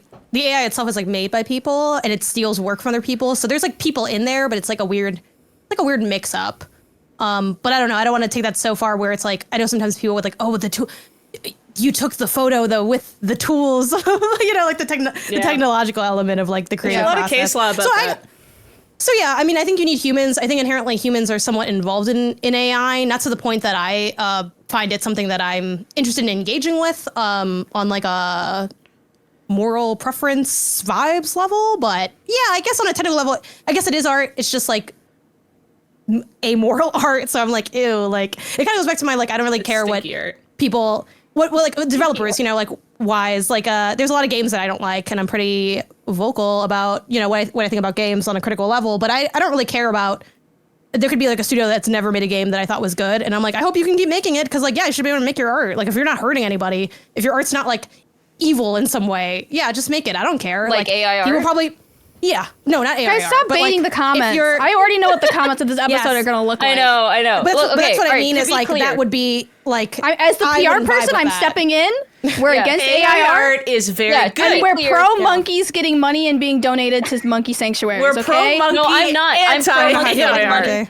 Oh yeah, Kelsey's weirdly anti-monkey money. Yeah, well, okay, Kelsey's really... No. Hang on. Let me explain myself. I'm pro the monkey getting the money, and then we have to figure out what the monkey wants to do with that money. And if what the monkey wants to do with that money is wipe his butt with it. What if we give the monkey money and then open up a DraftKings account and let it sports gamble? Because it would probably make more money than the average person. Probably. Well, now we're back to like Twitch plays Pokemon, right? Yeah. 100 monkeys with typewriters eventually Monkey writes plays DraftKings? Death Stranding. All roads lead to Twitch plays Pokemon. Just as they said they would. Right? Monkey. Yeah, I do think to your point with like Tetris, it has bothered me for years that there's not a good genre for like the closest I've gotten. I know it's like pure puzzle. It's like direct, like a puzzle where you're looking at it and you're looking at a puzzle. Like those logic puzzles are like in that vein. Tetris in that vein. Grindstone's in that vein. I know we have like match 3 and stuff, and like I guess Grindstone's like a form of a matching puzzle, but there's not like a good word for like, again, I know Picross is like maybe sketchy waters or whatever, but like, yeah, actually, am I trying not to? What happens. I don't know. But like, those are direct puzzles. Like you're looking at a puzzle, and like, Lorelei is interesting because it's a game that like, it has stuff in between, but then, the stuff you're interacting with are like often like there's a book of puzzles in that game. And yeah, there's not a good word for that. And I think that's annoying, but I don't know what to do about that. Do we have to now come we're up back with to our topic of last time, which is come up with a new term for these games. To pew pew. To pew pew. To pew pew. Well, I feel like it's just like you have to put the word in front of it, right? Like logic puzzle. Yeah. Descriptor puzzle, right? Because logic puzzle, like, yeah. What is shitty puzzle? Bad. Okay, well, maybe we need like FPS puzzle, but you can't move. That's what it is. But isn't Tetris? What? I mean, the skill that you need for Tetris puzzle, but you can't like, move. Yeah, you're stuck in a chair. You need it's like the reaction, and then like what is it called where you're really good at shapes? Person. Like spatial awareness, but like 2D spatial awareness puzzle. Yeah, like a 2D spatial awareness puzzle or something. But then there's games. Wikipedia calls it a puzzle and strategy game, which I take issue with. I think also it's too fast to be. I mean, I guess there's strategy, but it's going too damn fast. Slow down. One of my favorite spatial awareness puzzle. What is it called? Is it called Rush? Like that traffic car game? Oh yeah, it's like a really fun one. I don't know if y'all play. That's one of the few games I did play on PC growing up. Was that like back in the day when we had computer class? Which if anyone can't drink and is listening to roll the show, in the laptop card. There's a computer class. Well, it wasn't. It was before that. It was like, I know is like Rush 2 Extreme Racing, Rush San Francisco Rush. Let's see, game with what is the game actually called? With traffic cars? Like you line them up or whatever. Didn't we talk about this last episode? Remember? Isn't it like the parking lot game or whatever where you have to get them all out of the parking lot? Yeah, Is that what it is? Kind of. There's also different. There's a version of this puzzle in Chance of Sonar, which kind of goes back to like every puzzle's referencing itself. It's like an optional like side. Like you're moving like stuff around to like move a ladder from one side to the other in the case of Chance of Sonar.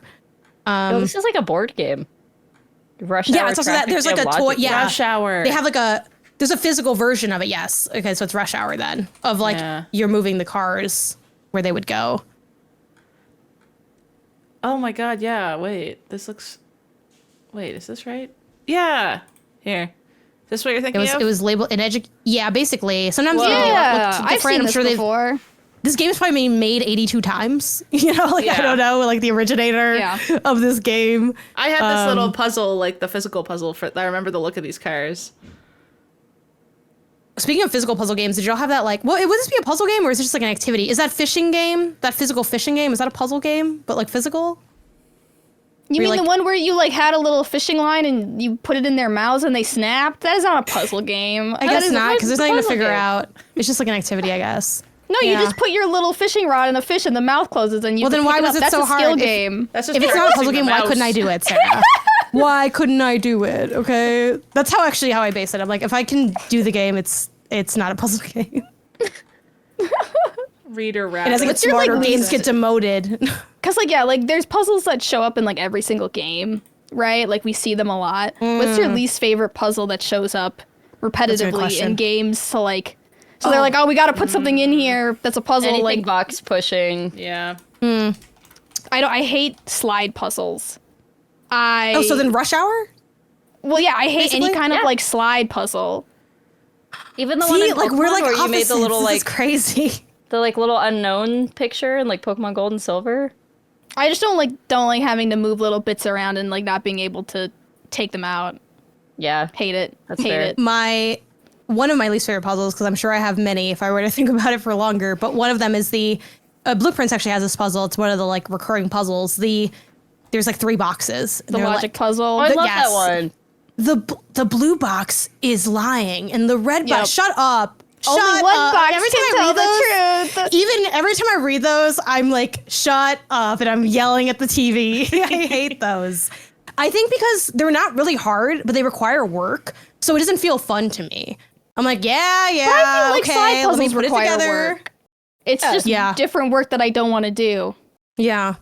So basically, if you hate a puzzle, it's probably because it's work that you don't want to do. I hate piano puzzles. Like, I just hate it. So there's always a piano Puzzles. and then you have to like have a song you have to play or like figure out. And it's like, I don't know how to play the piano. So I'm already like, I love those because I do know how to play the piano. Is that a So I'm puzzle? like, Is that just like a play the piano? well, like Lorelei will have like depends. figure out the You have notes based on, you just have to know like where You a have to C have an is. understanding of how to read music. Yeah. And like Yeah. and you have to already know what the keys are and what the notes are. And I don't know that. So not then so I can fun when figure the out rabbit has everything the else. gun, is it? Whoa. I was not being that crazy, I thought. That's what is like weird about some of these puzzle games, though. Is like that is a strange assumption of your base knowledge. Like, Yeah. not everyone learns how to read music. I know. I think poker's like that too. Like there's the assumption that you know what playing cards like are. Yeah. And I feel like I still, to be honest, I'm still looking at like, that's one thing I really like about Balatro. They have like a little thing where you can pull up and be like, this is what this card is. I know it's very common knowledge, but I don't know. It never really fully solidified in my mind. Maybe I now that I play gotcha. Balatro, it's in there. I didn't know what a flush was until Balatro. Like, I knew the term, but I could not tell you which one that was. Yeah, it's what your toilet does, Like- Kelsey. Haha. Got her. That's art. End the episode. Yeah, we made the perfect, there we go. Good podcasting, everyone. All right, who's the smartest person here at puzzle games? For puzzle games specifically. I feel like Sarah's hiding how good I think we all know she who I'm is. going to No, say. I'm. Sarah. But Haley, Yeah. you played Lorelei and the Laser Eyes. Yeah, but I feel Haley's like also up there. you could No offense, do that Kelsey. too. You just didn't do it. Oh no, I'm not good at puzzle games. I feel like Sarah look at me. could have beaten Lorelei. She just didn't feel like it. I know, but that's That even describes a lot. more of a I feel like that flex. describes everything in my life. Yeah, exactly. You can do it, so you'd be good at them. But you're just sort of like, I'd rather not. I mean, I guess we go back to like the definition of the game, right? Because if Yeah. it's like if it's all a sliding puzzle game, I'm out. Like, you made me play Brain Age, I baby raged. I hated it so much. Bro, I love Brain Age. Like, I hate baby Brain Age. rage. But it's like, I baby raged at it. I shut it off and I went to go play Night Rain. Because I was like, I gotta play a good video game. Sarah, when you throw a puzzle game in the trash, can you like hand me the receptacle when you're done so I can find my new favorite puzzle game? I'll Because just I link you fear- every game I ever hated. You're like, I couldn't stand that. And I'll do the same. And you'll be like, this is the greatest game ever. And we'll have a good time. You know, 2 ships never crossing in the night, you know? Haley, didn't you also play Oberdin? No, I've I feel always like is, wanted like- to play Oberdin. That's at the tippy top. That, I think you'd really that and like it. Myst. I've always wanted to play Yeah. Myst as well. I've heard that's a very Haley game that I've just never played. I don't think I will ever understand Myst. No?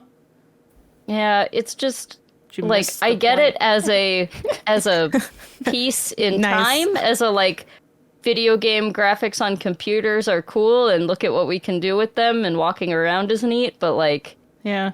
as an actual puzzle, that's I don't know. I think I feel like this people is where always love that game to a point that I'm like, could it really be true? But I kind of like hearing, like, is it just that it was the first game to do that kind of stuff? Yeah. It genuinely, I think it just was really freaking cool. Yeah. Not so much that it's an amazing puzzle game. And this is where, like, Janet, I'm with you and what you're saying. It's like, I don't know what I'm supposed to be looking at. I don't know what I'm supposed to be, like, taking in about my environment and what logic the computer wants me to know about this game. Is this podium, like, relevant to me? Is the painting on the wall relevant? Is it just the, like, clickable objects? Like, I have no idea. I don't know what is... That's I don't know. I think that's a common problem with video games like that. It's just, you don't even know what's, like, interactable.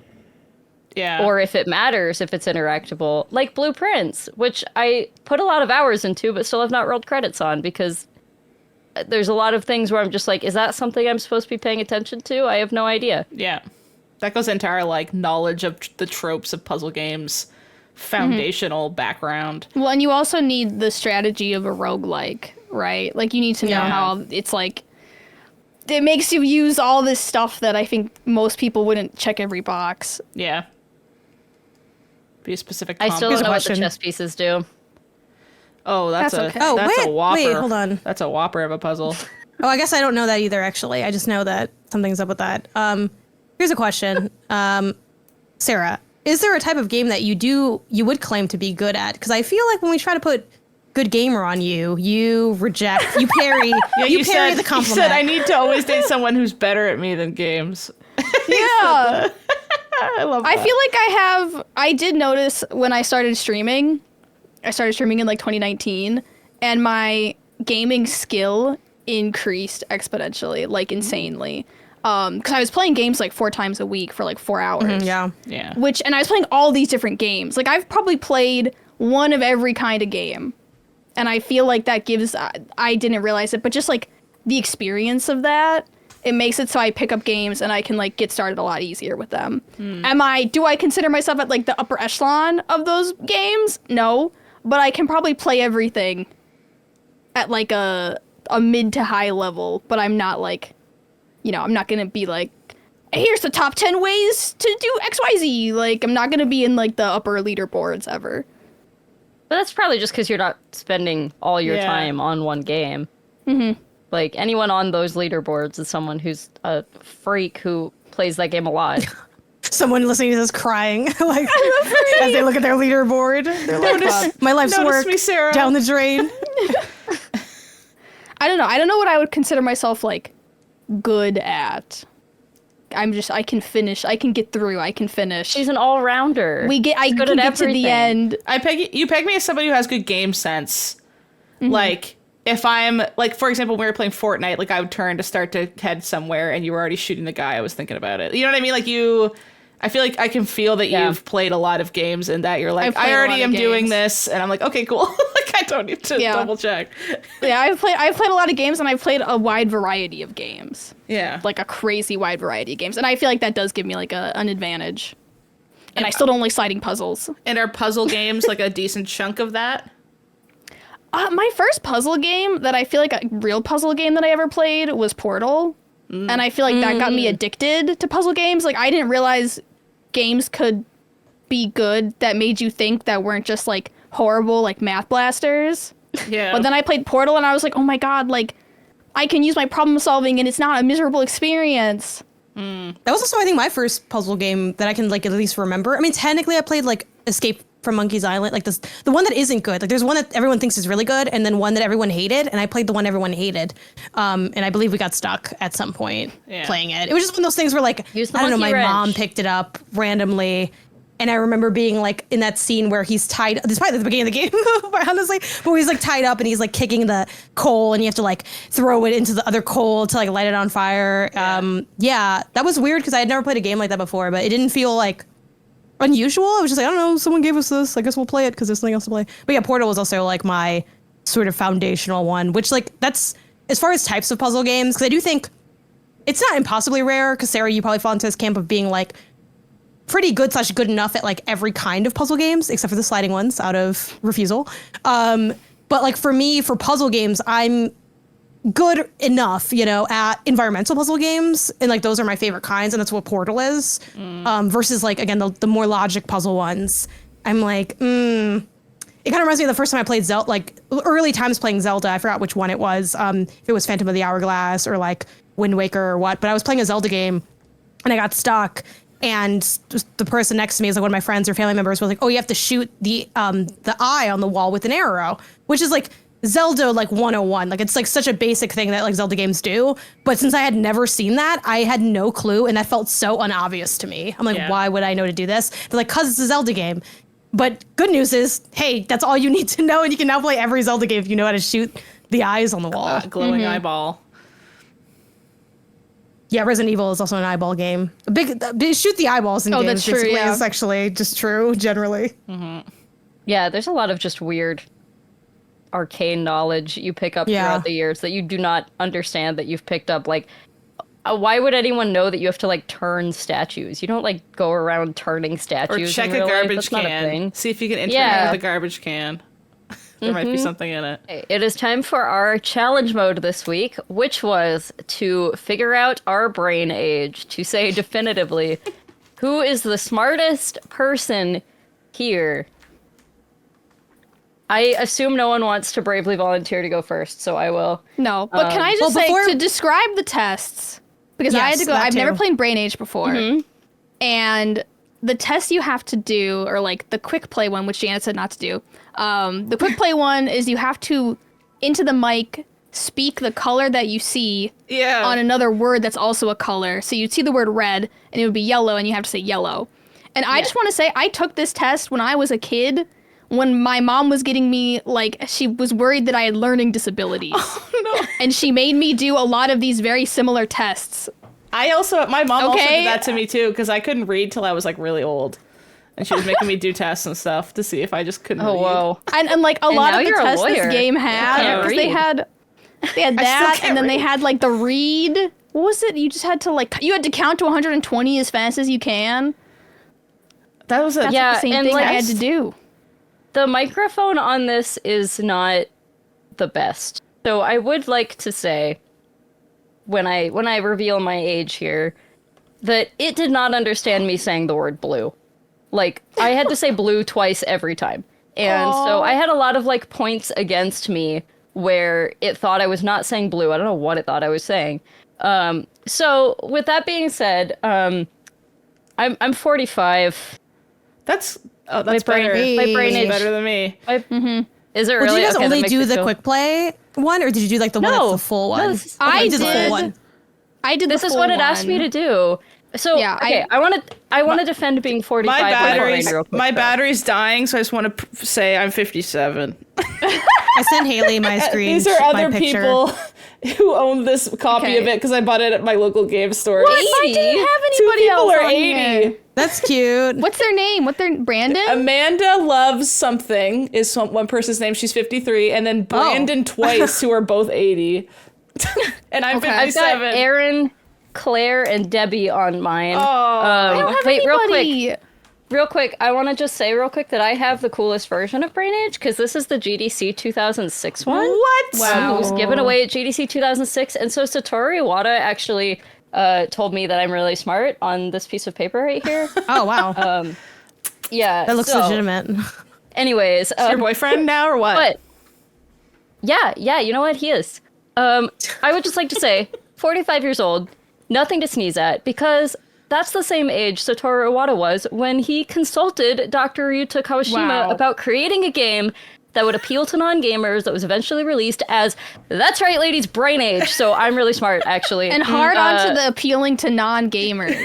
Because I hated every moment of this. Okay, can I say my Brain Age conspiracy?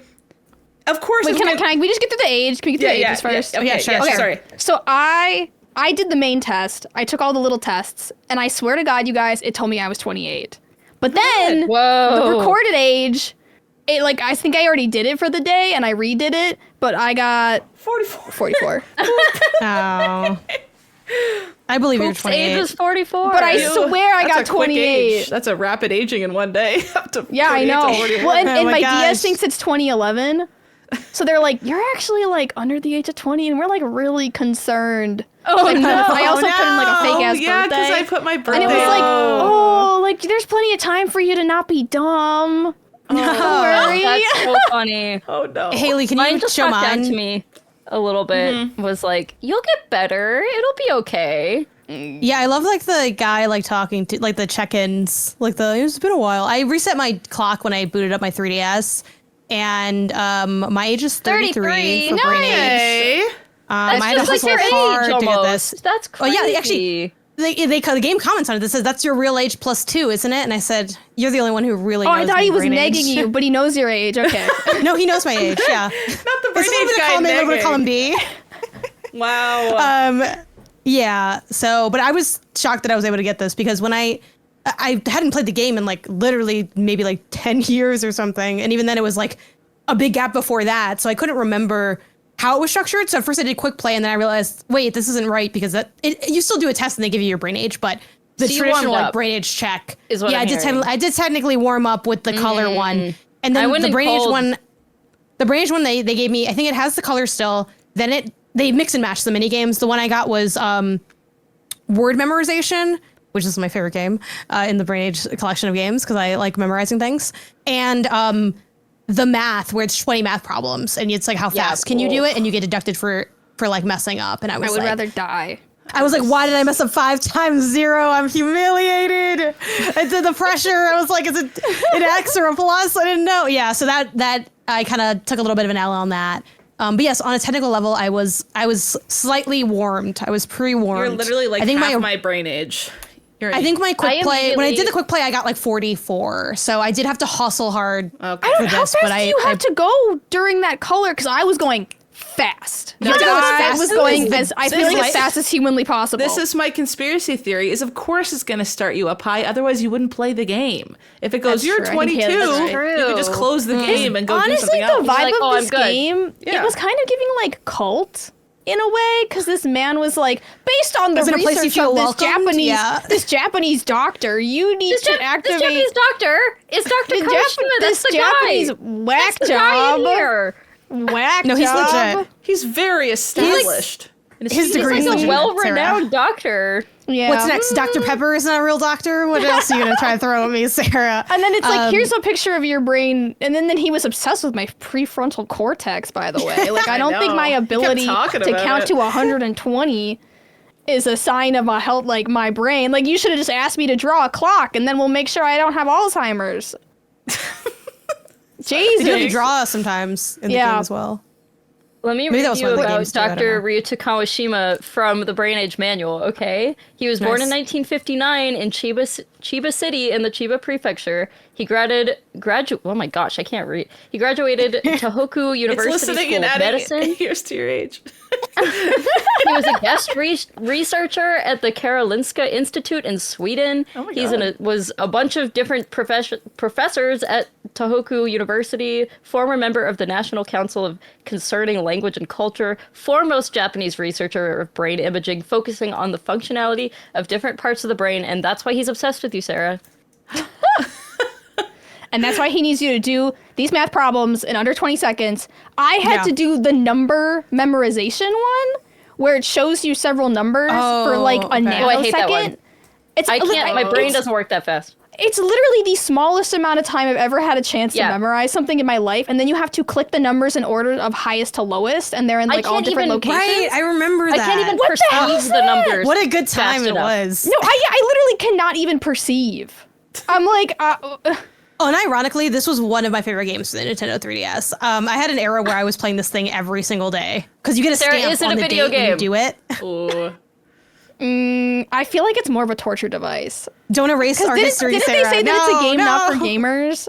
Yeah. Yeah. So in a way, fact, they're like- Toru Iwata says, I know you share our vision of finding new ways to play and attracting new audiences to the world of video games. And notice how In they're that not still spirit- making Brain Age games. They are. I guess there was on the Switch. There's one on the Switch. Yeah, but no one really rocked with that, and I played it and like. Okay, I guess I don't have it on my shelf.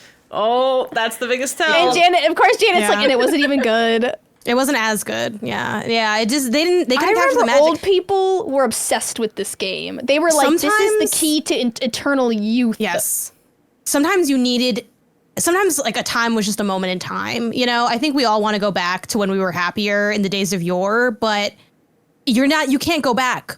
Sometimes you can't. Oh, okay. I will say this game hits though. The game where people go into the house hold your and then you have Switch to like sideways like that though. That looks insane. But wasn't the house game also from Brain Age 1? I don't remember. I think But so. Maybe This is just like, you the know, house the game is games fun. on the side just of a captcha. that pretend to trick you into downloading their game with fake games. That's what all these games look like, except for Sudoku, I guess. I feel like, but notice how on the cover of the thing they say includes Sudoku. That's just like it's old person bait. Look, I could learn Like they just piano want thing. old people to pick it up to play Sudoku. I could have learned I do piano. think this.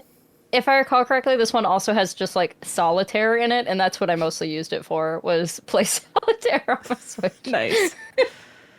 Also, actually, I have to apologize. I misspoke. I don't think I actually did play this one on Switch. Instead, I played Big Brain Academy, which that kind of sucked. So I remember that one. My bad. I was speaking wrong on Brain Age for Switch. Thank God Switch 2 is backwards compatible. I'm about to be putting in the hours on Brain Age 2. I don't know if it's called Brain Age 2 or not. Yeah, Big Brain Academy, Brain versus Brain. I fear it did not eat. Like, it just did. It didn't. I had the DS I think one. you What could was be the competitive, DS one maybe. called? Just Big Brain Academy. Just Big Brain. I had Yeah, this Big Brain. one. Yeah. This was my... But Janet, why do you like Brain Age. these games so much? I Yeah. cannot Big wrap my brain. head around them. I think because I love school. I think that's Oh got to my be part of God. it, right? Like the There's, love of like, school, and then I like school, You but I love don't like this part of memorizing school? multiplication tables. Yeah, well, I feel like don't college. you miss when like you could have done that like at a moment's notice. I miss the power rush of like back when like I was hitting the timetables in 3rd grade. I feel like I was so much smarter than now when I don't do any math.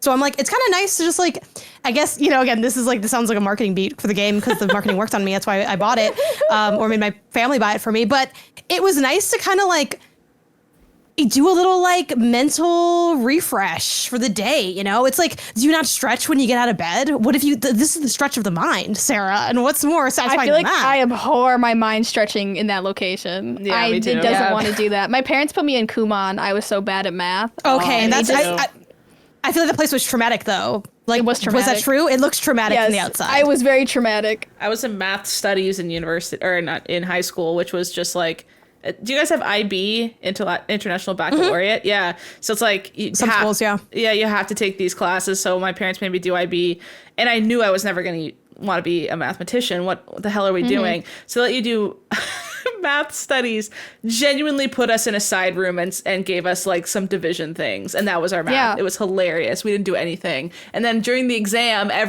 all the kids doing actual math weren't allowed calculators, and we were allowed calculators, and we got berated. Everyone was like, why did they get calculators, idiots? There's only Wait, 4 of how us. do I get it? How do I get in on that? What I the know, heck? right? I loved it, but like the mean kids were mean about it. They were like, the idiots get calculators. This isn't fair. And I was like, oh no, I'm an idiot. No, I'm an idiot. But then I You're got like, a wait, calculator. that so doesn't make screw any them. sense because I have a calculator. Wait a minute. Hold on. Wait, something's not right I- here. Is this play about us? I did a weird thing with math, which was where like I was ahead of the curve when I was young. Like when I was in like 4th, 5th grade, I was in like the advanced math courses, and then it like very quickly caught up with me, but you can't undo it. You can't be like, I need another year. Like Yeah. you just stay in there. So by the time I got to high school, I was struggling hard. But I ended up, I can't remember exactly how I did this, but I ended up like testing out of taking the required math in college. And I think I just like studied my butt off for it. And I was like, I never want to touch a number for the rest of my life. Yeah. I don't want to add things. I don't want to algebra things. I don't want geometry. I don't want any of I this. couldn't do- And I feel like that's so valid. Because Trig is where I why does dropped everyone off. need me to be able to do math when a calculator exists? I know. You're not going to have a calculator in your pocket when you're older. Shut up. I do. When it got now. so conceptual, I was like, I can't rock with. It's kind of like it's hard to explain. I think a lot of skills are like this, where it's like, it turns out that, I mean, video games seem to be like this. Like when I was a kid playing video games, like this was like a big skill issue that I had. I mean, my brother talked about it a little bit in episode 1. We did the siblings thing of I'll avoid something because like I'm not good at it. And he's like, you got to learn it because like the boss battle is probably going to include this. And I'm like, no, I'm just never going to like wall jump or kickflip or whatever. I was playing Mario 64. And then sure enough, like I'd have to face like the thing I've been avoiding and I would fail it because I had been avoiding it. And I feel like math was like kind of similar in a way where like when it was very concrete, I could do that. But once I know trigonometry probably isn't that abstract, but like once we got to trigonometry, like I could not do it anymore. And I would have to like grind to like get a C. And I was like working on it every day. And then we had pre-calc after that. And I also had to like grind to survive that. And then after that, I'm like, okay, no one's really going to ask me about math. I'll take my stats class in college to avoid more traditional math and then struggle through that. And then we can just slide this all under the rug. Never do math. But brain age, like I can do that. It's like 3 times 3. It's like, yeah, I can do that. Was I scared that it might not be 9 right now? Yes, I was. But if I kept doing it every day, I wouldn't be, you know? Do you guys have like a basic multiplication that like just that one gives you trouble every time? For me, it's 6 times 7. Yeah, that's not great. I don't even know any of those. I don't know them either. I know like 0. It's 42, I know 1. right? I know 2 and so? 5 and 9 and anything else I don't know 5 it. is easy. I love 5. 5's easy. 9 is 5's easy because easy. you can do the hand what's trick. 42? That's right. Let's go. Yeah. 7's not But that's too the bad one that as every well. time I see it, I'm like, crap. How often What do is you 6 see times it? 7? Yeah, what do you In see? brain age, I don't know. I guess you own stores too, How so you're often probably do you- doing math. Yeah, I Calculate feel like you're stuff. probably the most math in real life person, right? Is that true? Yeah, but it's mostly addition, and then I guess we do like percentages, but they're rough percentages, so they don't matter as much. Like I know that I want to be paying, roughly 60% on something, but like I can be off and it's fine, like because it's just my decision, Yeah. Yeah. So anyway, So- brain age I could do, so that's why I liked it, Sarah. It's like, oh, I can do We all this. just and it's were like, does like, that actually mean Thinking anything? about math. No, it doesn't really mean anything. I hate math. I hate math. But it like feels good to do to me, and I feel like Does wow, it? It just makes me It be does. like, I hate this. No, It I love it reminds because I'm a me- nerd. This is really the just- nerd. it's aptitude testing again, just with gameplay. It's just aptitude testing. So I guess it just depends Yeah. what aptitude do you prefer to be tested on. I did. It's actually like it's giving quiz, which is like kind Yeah, of girly pop it's coded. giving- So that's why it's I like it. giving I'm like, pop oh, quiz. it told me I was dumb, or it told me I was smart. Teehee, and do it again later, and then it's just I fun. want I a don't know. personality quiz, not a you're an idiot quiz. What hurts I want more? both. When the Wii Fit board calls you obese or when brain age Ugh. calls you stupid? It's definitely the Wii Fit board. It's gotta be the Yeah. Wii Fit board. Yeah, It's gotta be the Wii Because Fit I board. like that was not good. I get mad at brain age, and I'm like, nah, it's only because you didn't hear me right. Like, Yeah. I'll be like, But that's not actually my the Wii Fit age. You don't board know me. Like, knows I- how much I weigh.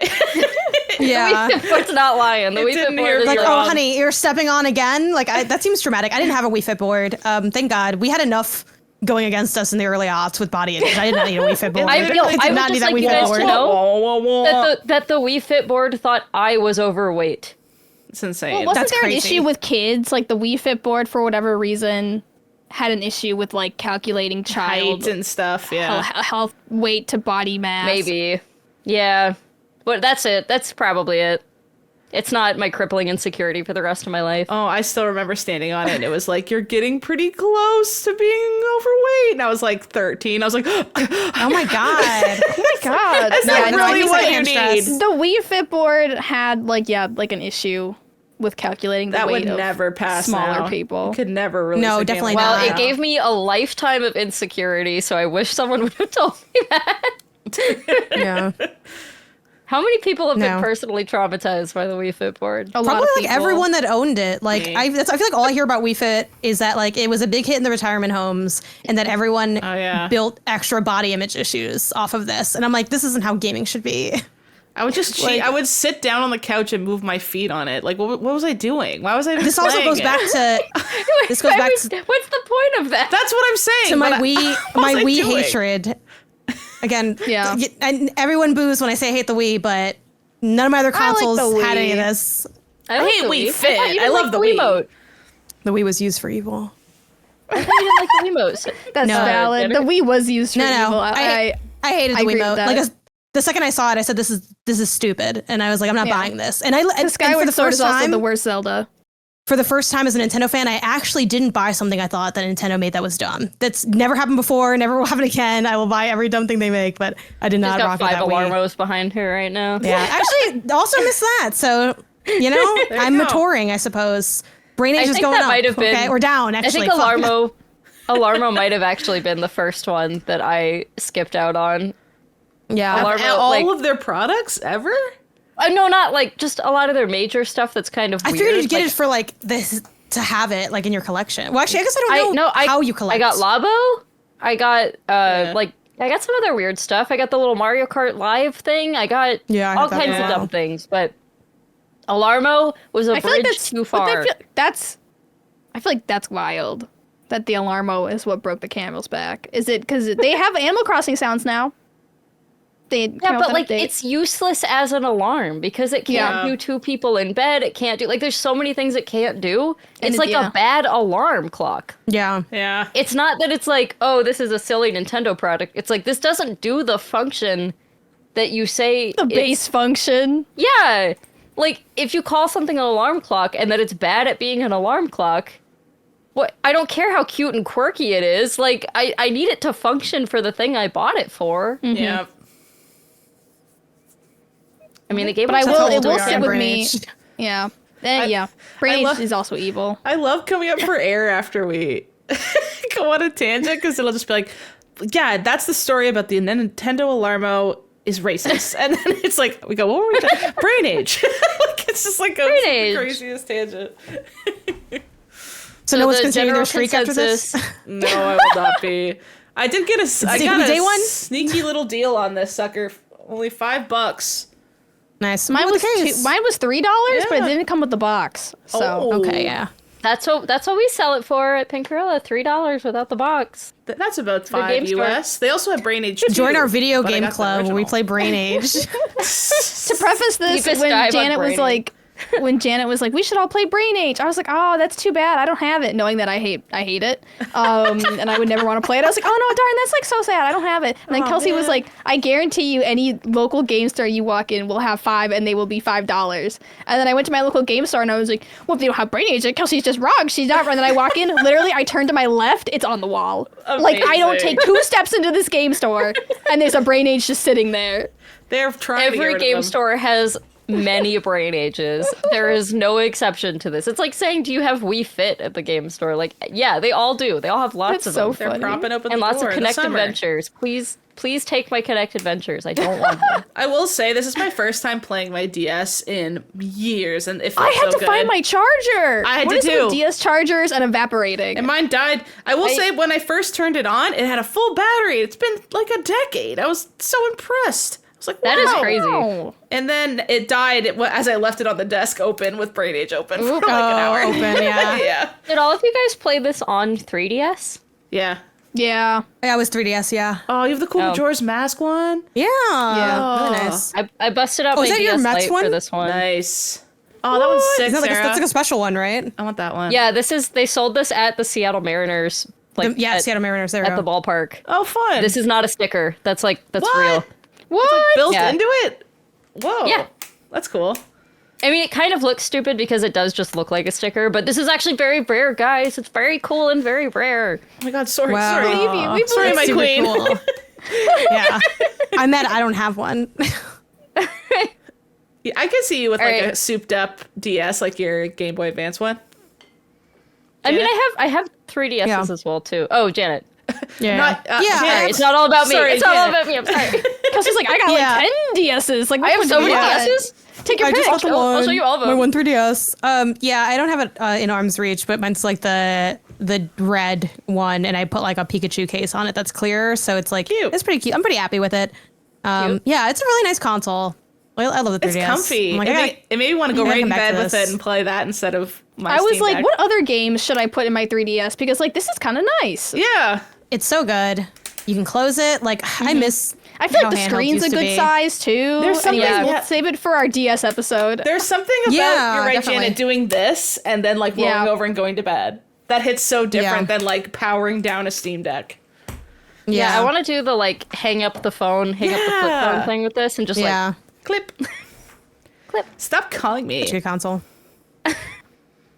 Okay, our show and tell this week is very scary. Our show and tell's insane this week. I joke. This is Sarah, a joke. this was your idea, right? This was a joke. funny. When I presented it to the class, it was a joke.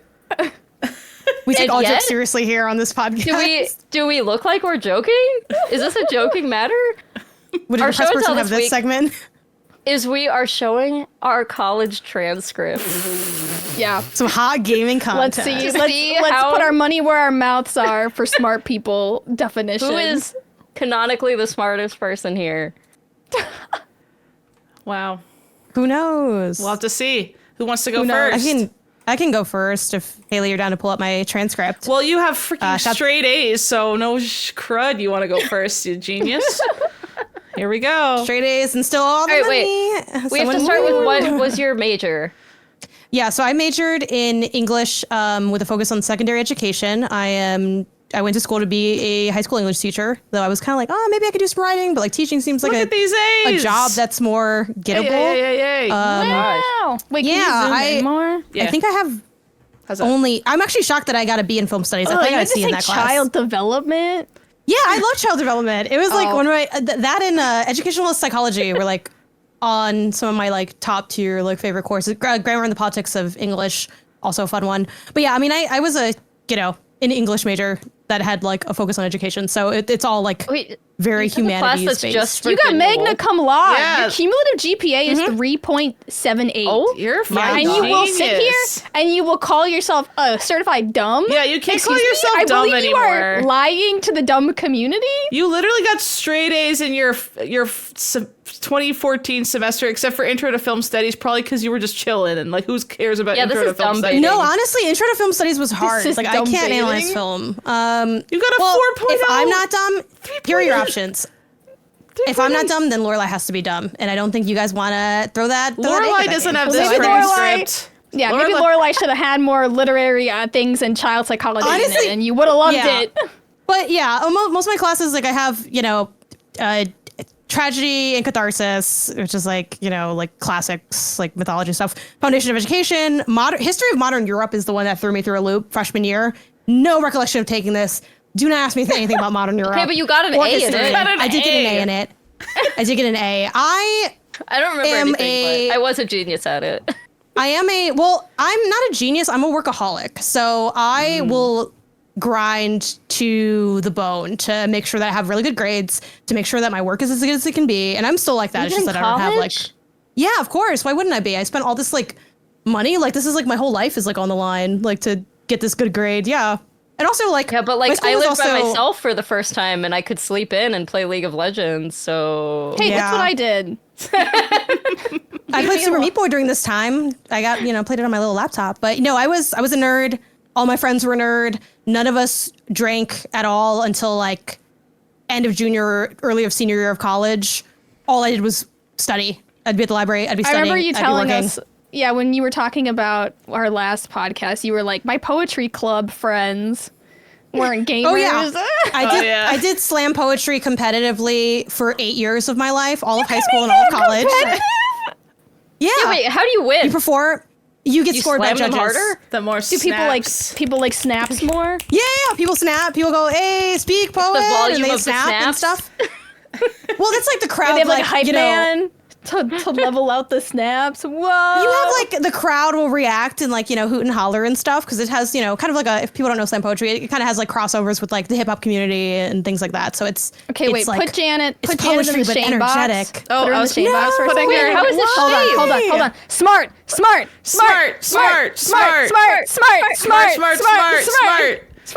You're not allowed to say dumb Yay, this is anymore. nice. You're straight. You have like almost 4.0 GPA every year you went to university. Damn Yeah, near and almost every year. my And only you regret didn't is that's take, not like, higher. I don't consider any of that like a BS degree or like BS classes. Like those were probably Thanks. kind of difficult.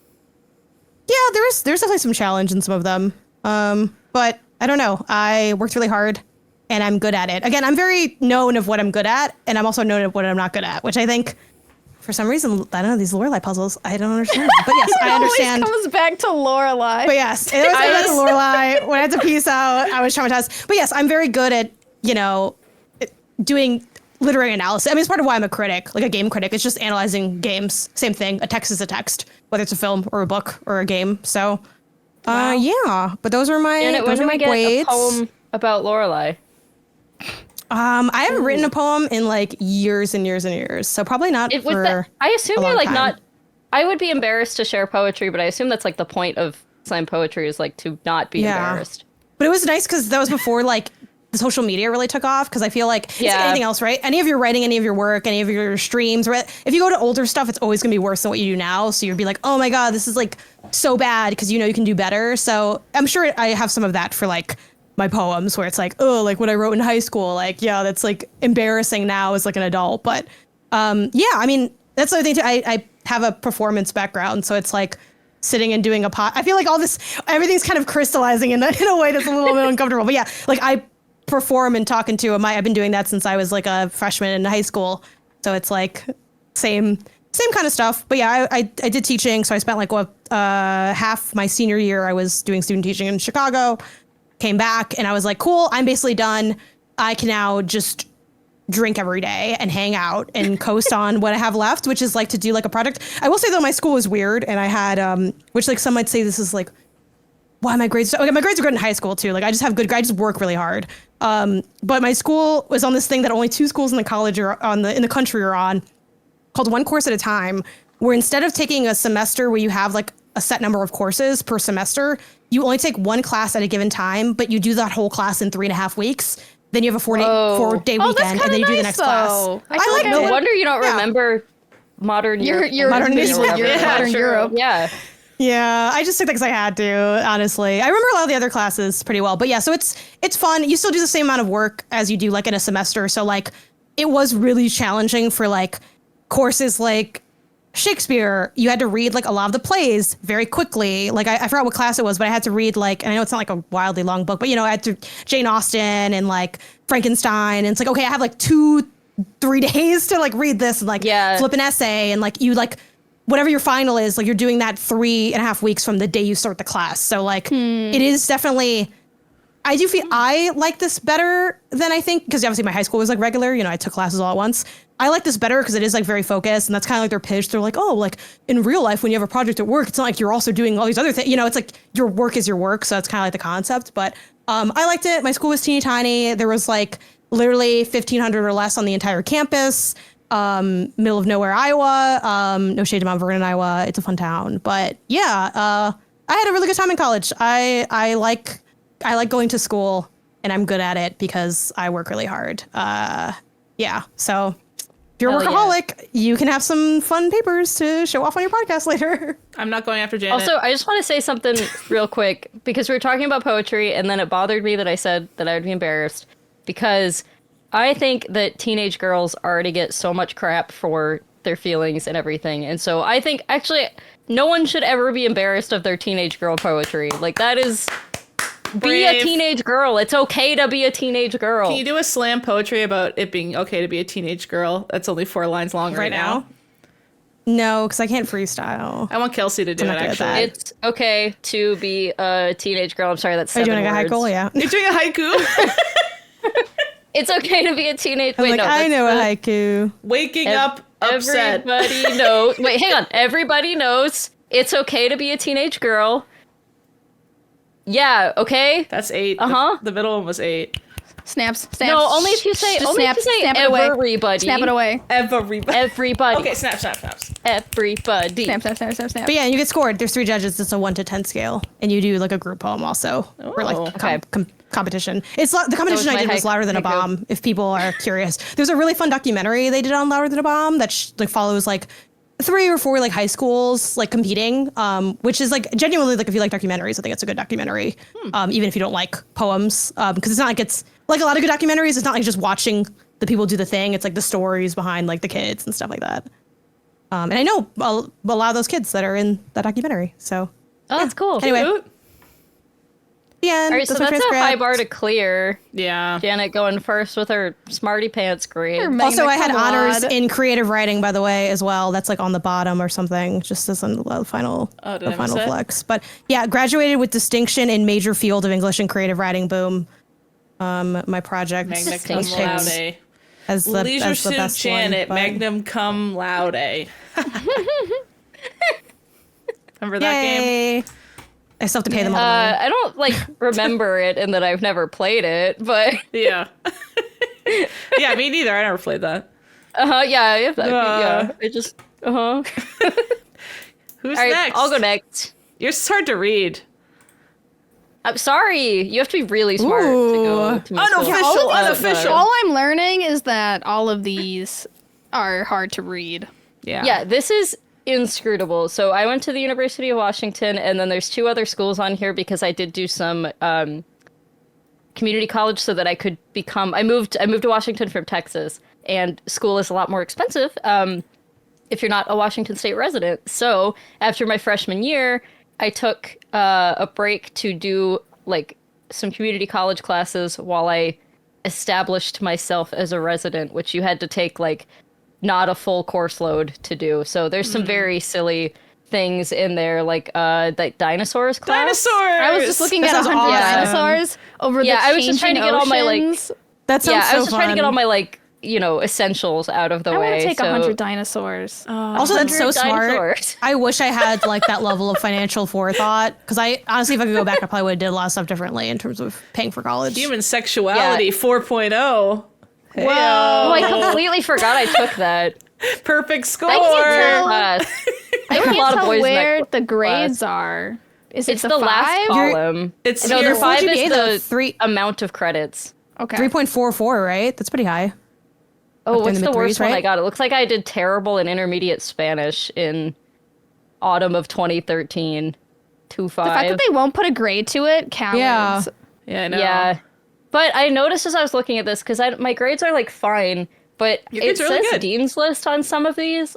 So like Yeah, the Dean's bar List, must Dean's be kind of List. low Dean's List. because this is like an A minus. Like I mean, this is I not. think that's as high I as you can think get the without getting Dean's an A, List right? changes Yeah. per college. Like I think it's based on like your college sets it. Is this creating a company something? What's this one? This class. Yeah, so all the That's ones cool. that say entre are business classes. They're Oh, cool. entrepreneurship classes. Oh my gosh, my creating a company classes were so interesting. So I took a while to graduate because I was doing college part-time some of the time. And so by the time I was in my last semester or quarter at University of Washington, I actually already I had started owning Pig Gorilla at that point. Oh, wow. So I was That's taking an insane. entrepreneurship class while being a business owner. Okay. Just for like that final I feel like that sliver. should just give you an automatic A. Yeah. It honestly, it kind of did. Like, if I'm being honest, my professor was like very understanding about it and was like, "You clearly like know a lot of the stuff that we're teaching right now." And I think he was more lenient on me when I like was not. I mean, I was very present in the group projects and everything because that was a mostly project-based class. But like, we had the weirdest group in that. So it's a 2-quarter class, and you actually have to like, come up with a company and spin it up and pitch it to investors, and they actually give you money. Like They give make you money Shark to Tank do- it? That's crazy. Yeah, Shark they make Tank. you Shark Tank it, and then they give you some startup money to do it. So I mean, you can't like do a startup that is going to cost them a crazy amount of money, but like, they just have like local rich guys who are like, yeah, we want to foster, smart business owners or whatever in Seattle. I went to the University of Washington, so I'm gonna give these kids like $1,200 to start their company. Ooh. That's cool. So the one that I ended up doing was, I cannot even remember what the name of it was, but VR was like kind of new at the time. And so the business, I kind of like sat out of all of the like, I had a company at this point. So I was just like, whatever you guys like want to do, like, I'll offer input if I think it's stupid, but like, if that's your passion, great, I'll help. So it was like a VR for events thing, which like there are companies that still do this where they like take a VR headset and stuff to corporate events and, people pay for that. I don't think it's super popular, but like it is a thing. So we did like 1 or 2 successful events, and this guy in my Ooh. group gets us all together, and he's like, but it's like for, $600 at a time or whatever, right? And it's like all evening, and it's 3 or 4 of us. So this guy gets us all together afterwards, and he's like, guys, I think we should drop out. I think we should take this. Oh my god. Like, we should Facebook this, guys. Like, and all of us were almost done. I was literally in my last quarter, and I was like, what are you talking about? Like, I'm 1 quarter away from graduating. Why would I do that? And also, I have a business already. Like, I feel like business majors, they just love to drop out and like do their garage dreams. Yeah. Business majors are the worst. I mean, that's not all of them. There were some very nice ones I met, but like my major is actually in communications. My minor is in business, because if you want to be a business major, at least at the University of Washington, you had to take 3 accounting classes. And you know what I'm terrible at? Accounting. Yes. So I barely passed my 1 that I had to take. I don't know where it is on this transcript, but like barely passed that. And I was like, I guess I will go for the minor then. Accounting essentials. But yeah, there were a lot of... Yes. What did I get on that? 2.5, which I don't know what that is. Yeah, That's not that bad. bad. That's like a C plus or C. That's like because it goes to 5. That's like barely passing. Yeah, but It goes to it's 4. C is not It goes barely to It is 4, passing. isn't it? Also, there's watermarks on these for the audio like listeners, and it says unofficial for information and advising only. And I feel like that is what we're doing here. So Yeah. shout out to us for using it properly. This is for our information and our advisement. So he literally yeah. did end up like leaving the class. I don't remember if he dropped out or not. Oh, but he ended up snap. leaving. Oh. He I ended wonder up what he's up leaving. to now. I am not joking. We need him to about write in. this. I'm not joking about this. I had him on Facebook shortly afterwards, and he had some sort of like, he loved to use that business jargon, like, we're shifting the paradigm and breaking all of that kind of. We're an business industry nonsense. disruptor. We're disrupting Yeah, the we're industry. disrupting and moving the paradigm and blah, blah, blah. He was doing something with like Fortnite crypto. Oh no! Oh my god. And like, yeah, Oh, no.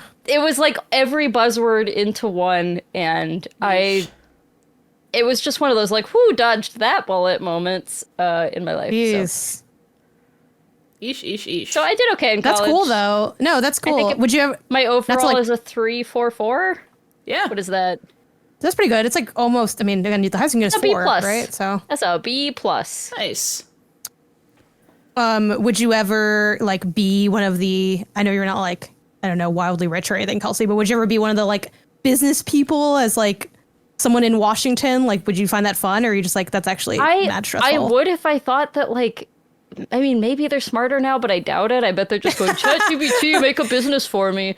So like, I would if I felt like there was soul and heart. And I just Sure, feel like yeah. if I went to some of those Shark Tank meetings, I would just be like, I would leave hating humanity and just being really disappointed. And like every person would be pitching me some kind of like weird scammy AI chat GPT thing that makes no sense and doesn't need startup money anyways. So I don't know. I might look into it someday, but I don't want to be depressed. They were already weird and like That's fair. very little of this, like there was no AI, ChatGPT, NFT, none of that stuff when I was in college, but we were just starting to get kind of like a little bit of crypto, little bit of that kind of stuff, and no thank you. Yeah, that's fair. Eesh. Business majors are weird, man. There's always some of them around. That's all I'll say. They're always Well, making so themselves most of the known. people in my classes were also in fraternities, if that paints a Yeah, picture. what is That- that's about- the fraternity's crossover is interesting. the Venn diagram is a circle, and I wonder why that is. Like, And something to unpack. some of them, to be clear, like there were absolutely some smart people and some normal Yeah. people in there, but I just felt like in every group project there was one really obnoxious person who, again, ChatGPT didn't exist yet, so he couldn't be obnoxious in that way. But like, if I were in class today, that's what they would all be. They would all be ChatGPT bros. They were like the Yeah. 2013 equivalent of whatever that is. Yeesh. And all the sure. girls worked really hard. Every time I was in a group with women, they were all Janets over there. They were all working their butts off. It do be Unlike like me. that. All right, Sarah, you or Who's me next? Who's next? Dude? I can go next, unless Okay. you want to go next, Haley. Let me see your grades. Not Haley, like looking ahead. Your Hey, let grades. me check. Let me correct. Your grades are Haley, good. you're literally a lawyer, so it doesn't matter. Yeah, it I honestly guess. does not matter. Yeah, Haley went to law school. Yeah. Yeah. It was too I hard. don't care if you got a C in law school. I got a lot of C's in law school. You'll see in a sec. I would get a 0. A C is I'll still get a- graduating. Thank you, Yeah. Sarah. You got A's, Yeah, I can that's see what here, I though, say. so it's easy coming from you, Miss A. Miss A all over I the got one place. C. One C, study abroad? Was that the C in study abroad? All the caps, all caps. Oh, stuff, Japanese vocabulary, Yeah, okay. my junior year of college, I studied abroad for That's the fun. entire year. So everything That's in all cool. caps was taken in Japan. Oh, that's fun. That's so cool. Yeah, I was really, I really recommend. I had to like sacrifice, like, I wanted to double major journalism and Japanese, but because I took a year off abroad, it like messed with my major credit wise. Yeah. Yeah. And they were like, you can either like just minor in Japanese or you have to do another year. And I said, screw it. Wait, you did Korean Sure, yeah. too? Wow. Reading Asian cultures. They're very similar languages, cool. Japanese and Korean. So there's a lot of like overlap, but Media pop Are culture. you also fluent in Korean? no. No. I only took Korean like once for a semester because I was like, this is cool. You're getting A's in biology and chem and Oh my god. Biology hell? and chem, that's wild, because those were like the bane of my existence. I was in Women like, in STEM. during any of my Women in science. Does one of STEM. those? Does one of these say S? You got an S rank in a class? No, She's that was super- that's like the CLA first year experience. So it's like, it was like a thing to make sure we didn't all jump off the bridge because college was really hard. Like that was it's like like a pass that, fail it's like thing. a study Oh. hall. Yeah, it was like a pass fail, just show up. It was like a Okay, study yeah. hall type situation. Oh, gotcha. I don't remember What does it the S stand whatsoever. That I showed up. S? S for showed up. Super. S for super duper. Media S for design. showed Ooh, up. that'd be fun.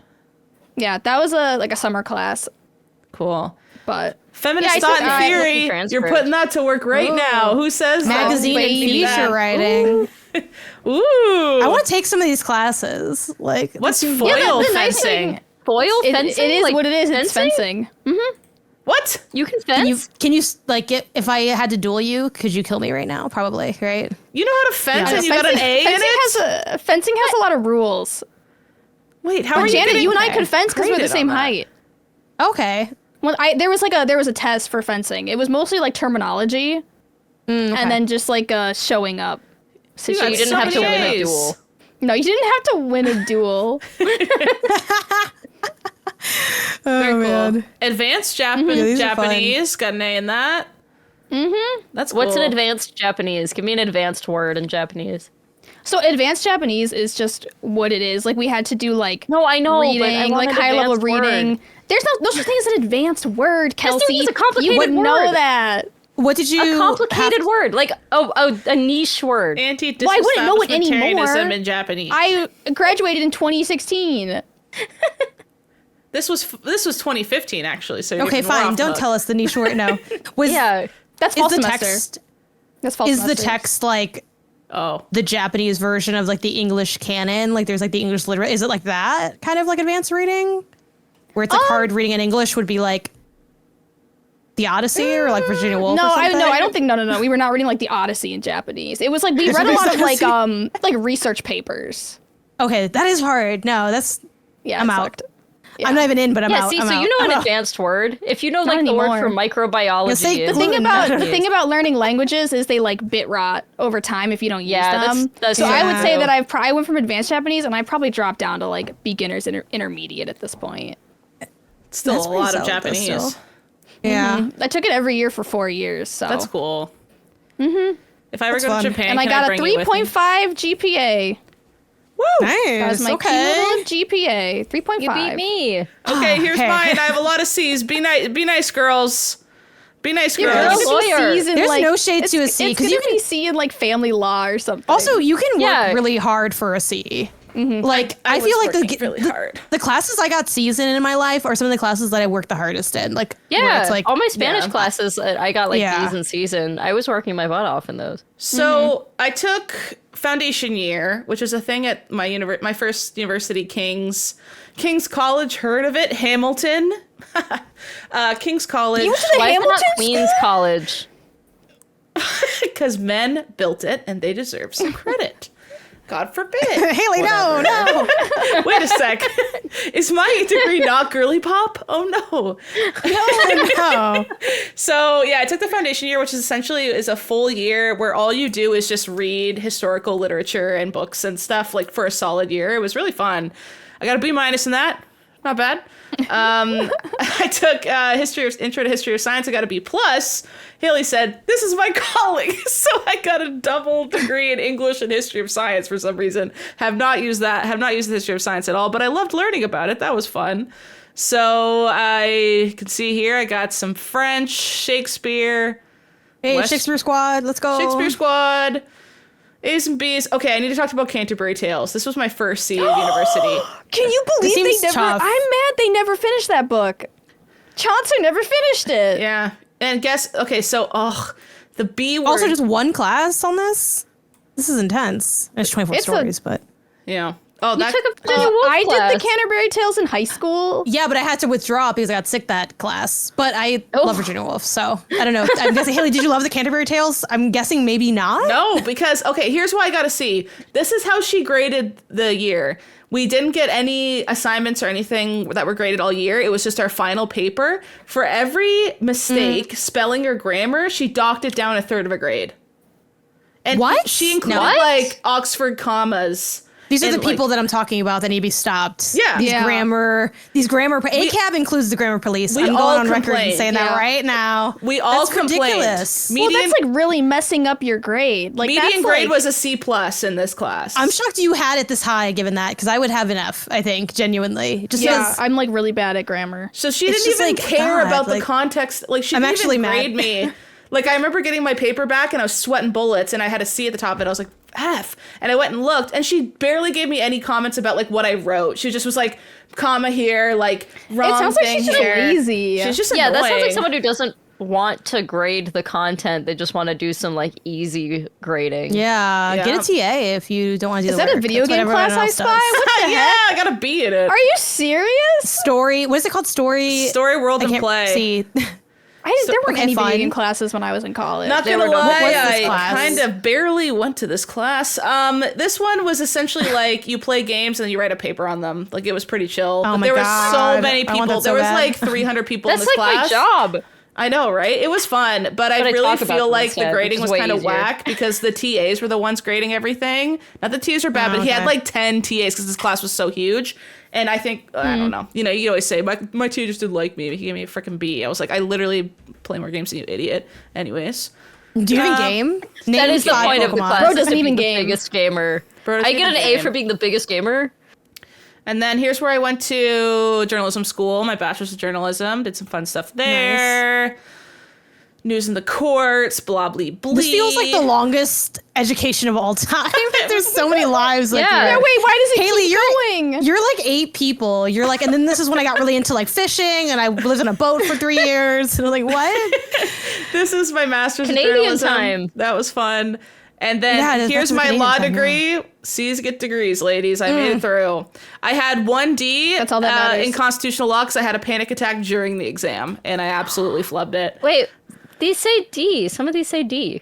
Yeah, I had a D in constitutional Yeah, law. she got fun. 1 D. Are you looking at her Yeah. D plus in law and tech, or is that a B? Or the B? It has a B, yeah. The ones are Bs. B+. What is the passes. D on the like left side? What is that? Oh, that's Oh, just I don't noth- know. That's just nothing. I don't know. Like what that- department? Oh, okay. Oh, That's nothing. yeah, That's department. excuse Something for the with a fact that I department. It's got because D. it's a Because it's doctorate. J for journalism. It's a doctorate okay. of law, so they call it D. I Damn. didn't get straight D's. Jesus Christ. Are you a doctor? No, well, Right. like you know what sucks is like technically, but no, I'm absolutely not. But on a piece of paper it says it. But if I were to Wait, ever, you're a doctor? no, Oh, you Dr. Time Haley? to show Haley our Dr. rash. McLean? no. Any Yes. lawyer who tries to Dr. say call McLean? me doctor is like an absolute arsehole. Yes. Yeah, but what if we insist and it's not you? And every Dr. time you go, Haley. no, That would stop just be it. that would just be cute, and I wouldn't mind if you guys said it. Okay, but what if I Okay, told people doctor. Haley Whatever you makes say, me Dr. call her Haley. this? Dr. Haley. I was very proud. Haley I thinks got it's really an important, A in but- my intellectual property moot, which is when we do fake courts. Nice. And that's great because that's what you do. Fake So Yeah. You need to Real reply court to now. like, what was it? The people like talking smack on the Pal World clip and just have green screen this international IP. I'll block out constitutional law and I'll keep these IP employment law ones up here. I mean, what does Pal World have to do with the Constitution anyways? No. Nothing. I flubbed that because the sad thing is my dog was like dying that week, and also it was really bad at constitutional law. I'm just gonna blame it all on Coco dying because that'd be chicken's way out. But that wasn't helping exactly, and I was just so bad. I literally have no idea what's in the Canadian Constitution.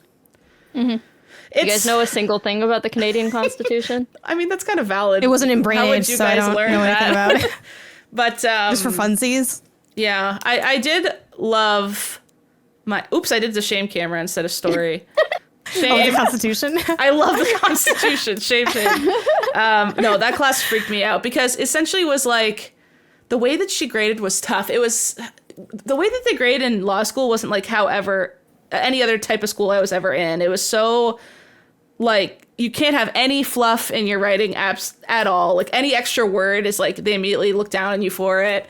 And you had everything was through tests. So it was not just like, oh, you take the exam and you kind of understand the logic. You can come up with like a pseudo argument to why, like a legally blonde argument, your hair can't be in the water and get a perm or whatever. It was like you need to know the 15-step test and then reiterate like, step 1, would this person have any like causation? Yes, no, why, yes, blah, blah, blah. And you like go through the steps. So what sucked was I was pre-COVID for my main exams and you weren't allowed to bring any notes. You weren't allowed to bring anything. So my contracts law exam, my first one, it was something like 90 cases we had to memorize completely. And every case had its, at least, like, I would say more than half of them had a test within them.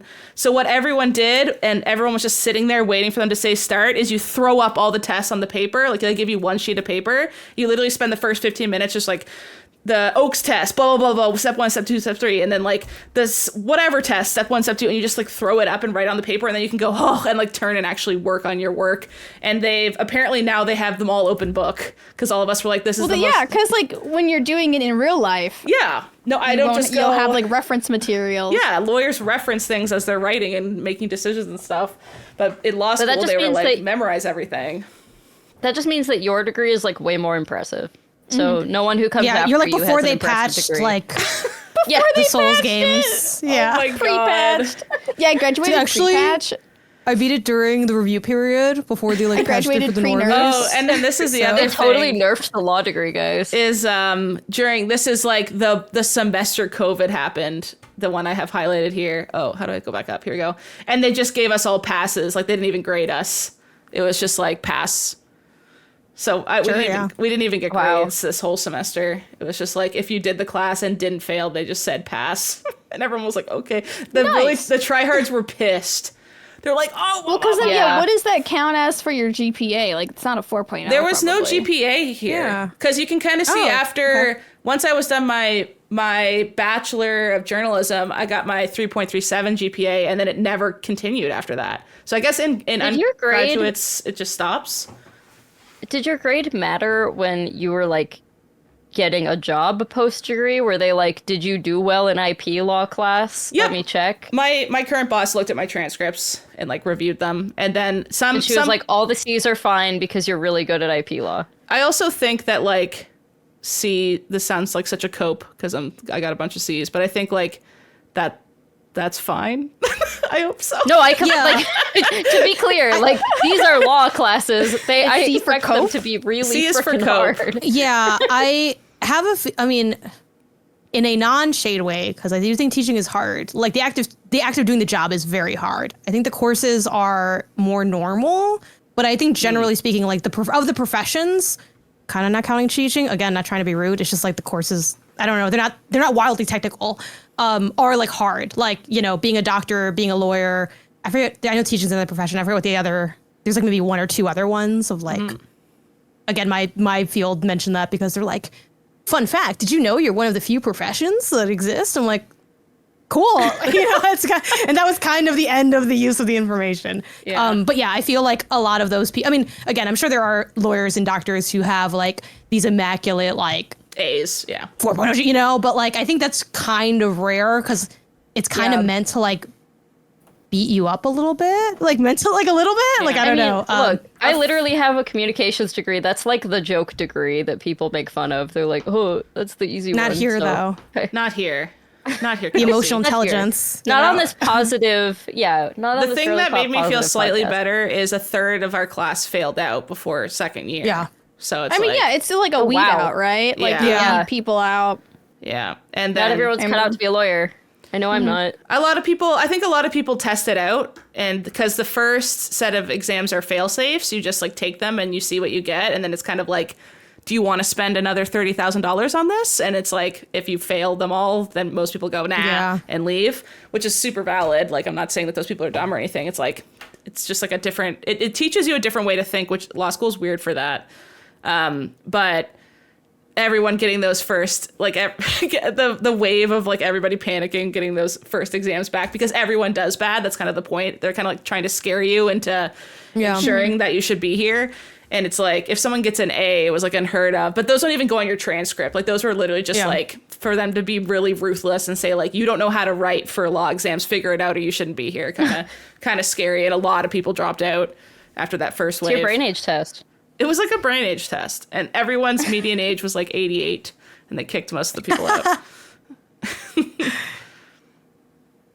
So Haley's canonically the smartest? I had the lowest GPA. You guys but you have have the a higher hardest thing to GPA than me. You have the cloudiest thing though. Before I did that Yeah. thing, my GPA was lower than all your guys' GPAs.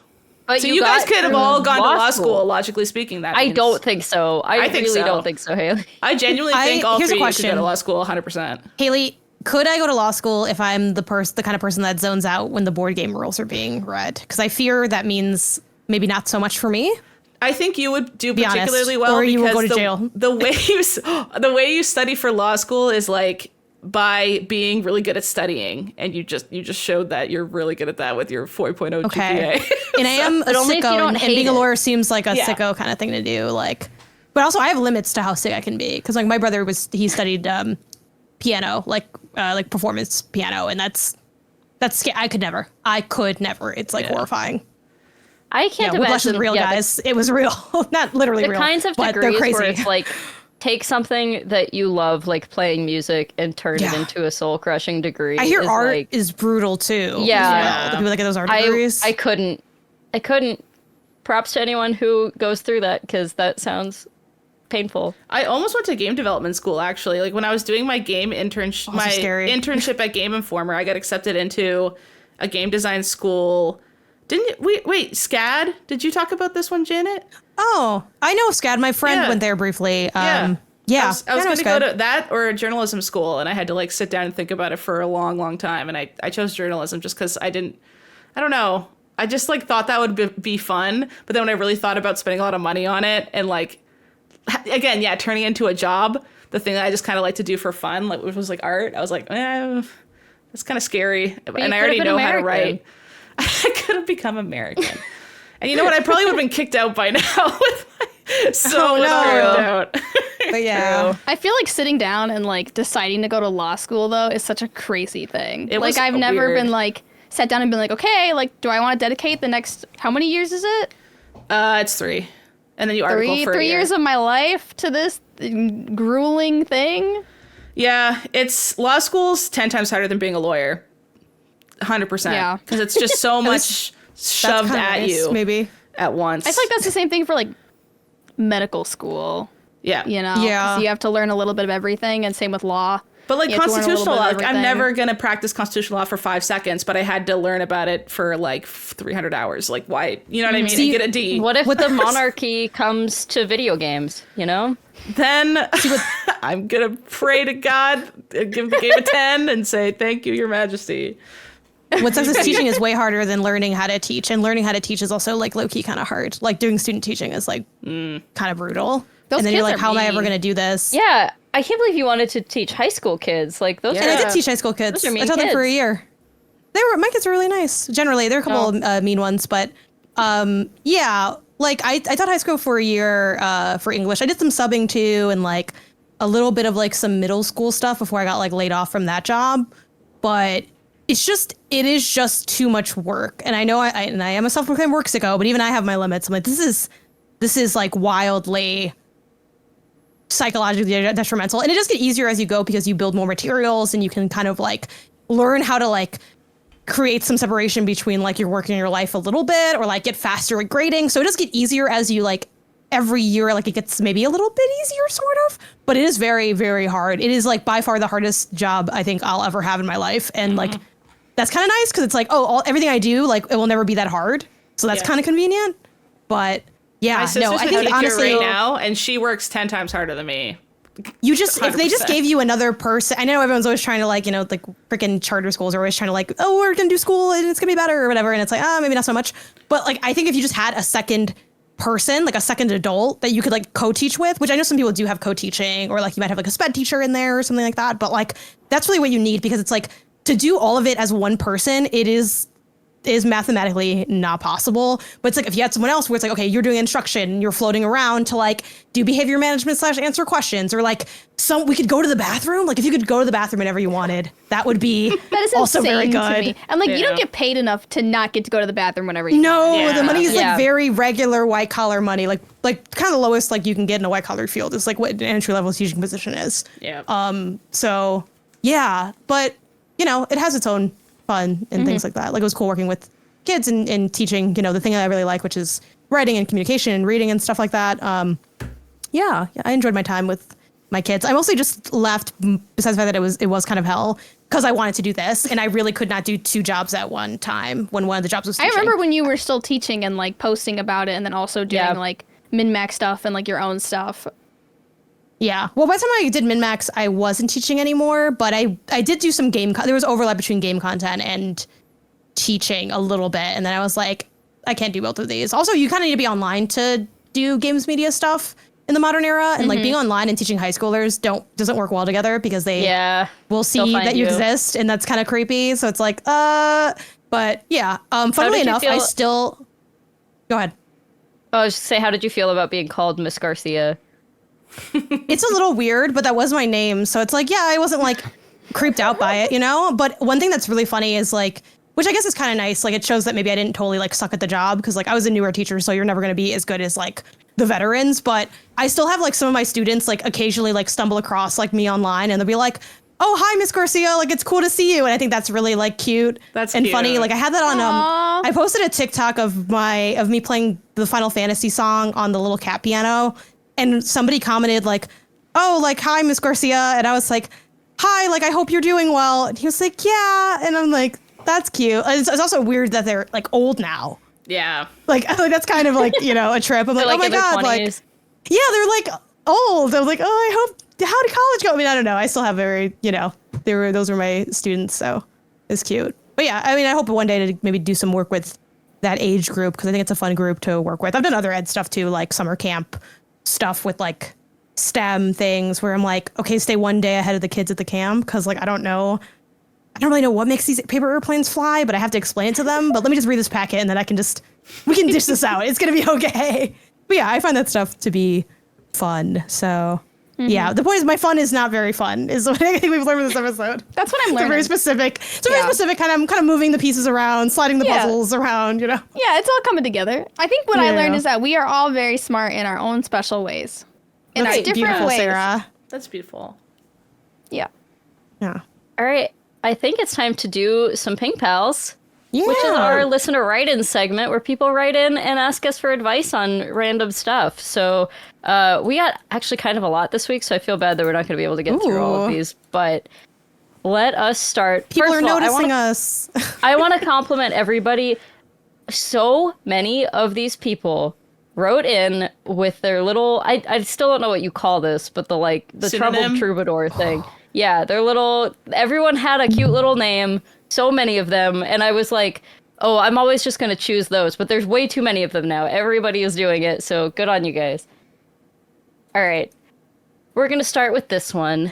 A decade ago, I got through my PhD program by visualizing myself as Dr. Last Name. Then I was too self-conscious to use the title Doctor because people thought I was a medical doctor and expected me to know stuff. Who wrote this? Haley wrote in with Haley wrote in? Now I'm a tenured faculty at a community college where a doctorate isn't required to teach. I've been thinking about using my title more. I hate being called Mrs. last name because I'm non-binary and not married. However, I don't want to seem stuck up to my coworkers with master's degrees and my first-generation college students or the random call center employees I'm correcting over the phone. When should I use the title doctor? Signed, Insecure in Seattle, PhD. Insecure in Seattle is so cute. Yeah. Well, what an awesome thing to have a doctorate and be non-binary. So you're like, don't worry about the suffix doctor. Like, you could just use that. Yeah. That's like so That is baller, honestly. I would say I'm such a freaking hypocrite because I just did this. But like, it's different for like a doctorate and then you're like teaching it as a doctorate. It's very standard to call yourself doctor or something. Like, lawyers don't call themselves doctor something anywhere in the world. Hence why I'm like, it just happens to be called a doctorate of law. Like, you know, so it's like kind of weird. I don't know. I feel like in an academic environment. Yeah. In like an academic environment, I totally get it. 100% people call themselves doctor. Most of my professors I called doctor or something because they had a doctorate. Like, I would feel rude to them not calling them doctor. Yeah. You know, I guess my question is, like, are you not introducing yourself like that on your first day of class? You're not like, hi, everybody, I'm Dr. Last Name? Because if Yeah. I mean, if you say that and then people are defaulting to Mrs., like, that's messed up. Yeah. But I do get it. Like, there's kind of no way for that to not sound a little snarky, and it shouldn't be that way. Like, that should absolutely not be the case. You have earned that, and it's correct, and Mrs. is incorrect. Like, that's the other thing. It's like, you're correcting something that's not like, oh, well, that kind of works too. Yeah. It doesn't work at all. It's just not true. It's not true on two accounts. So, like, every single man who has a doctorate immediately started calling himself doctor. So don't feel bad. I think you should just wear a stethoscope around your neck, and then everyone will know. Yeah. Also, just your but they're email not byline. doctor. So if they I know. wear a stethoscope and then somebody goes into like cardiac arrest, they're all gonna look at you and you're gonna be like, not that doctor. And then they're gonna point your stethoscope and say, why can't you? It's harder with the Don't do that. coworkers I just for like sure this than the accessory. students. Like, if you have doctor last name in your byline of your email, your students are just going to start calling you doctor last name, or if that's how you introduce up in class. Your colleagues that know you for a long time, are they calling you by a suffix first? And maybe when they're introducing you in a professional setting, maybe? Yeah. They're like, here is, you know, blank, blank, and using the You just wrong got to cut people gendered off before they have a language. chance to introduce you. Yeah. You got to just be like, here's my friend. Oh, I'm Dr. Last Name. You got to, like, jump in. Like, Yeah. And I also feel I'll like say the it's doctor fine to tell them, like, because you're non-binary, you prefer to go by doctor. Like, that is, like, to just say that. Because people are, like, if you're worried about coming across as, like, stuck up, because there are really no good non-binary, what are they called? The things that go in front of your names. Yeah. You know? honorifics or whatever. Yeah. Yeah. That's another thing we need to invent. A good non-binary honorific. It's not our place to, but, like, someone should invent that. Liege. My liege. Liege last My name. Your Majesty. Well, because, yeah, like, in Japanese, it's non-binary. Like, there is no, like, Mr. Oh, yeah. Mrs. Yeah. It's just Yeah. a non-binary. That's nice. Stupid I French is everything's gendered, like a bench and a Yeah, same with desk. Spanish. Yeah, Spanish what? does that too, yeah. Why Yeah. yeah. that? If there's a mode of communication that you have with your colleagues, like the most chill mode could be a good spot to just like maybe try to at Slack. least get like a blanket thing. Yeah, if you have a Slack, that's perfect. So it's like, Yeah. hey, like just wanted to let people know kind of thing, or like an email. And if you have to, like you could do it at a meeting, but that's like a little bit more like, oh, you have to like be visible. And like that's like can be a little bit awkward for some people. Yeah. But yeah, I think you just mention it once, and I think people will catch on. And I like to think that, you know, again, assuming good intent from people, like people want to, you know, be respectful of like whatever people want to be called, whether that's like regardless of what the reasoning is. So yeah, I think that would catch on. And I think the other thing too is something that I try to remind myself of, as much as like people can be like, oh, I think it's so snobby that they want to be called doctor. Like there probably are people that think that. That's just a fact. But there's also a good chance there's people that don't at all. Like I feel like you asking the question, you probably wouldn't be judging somebody for that.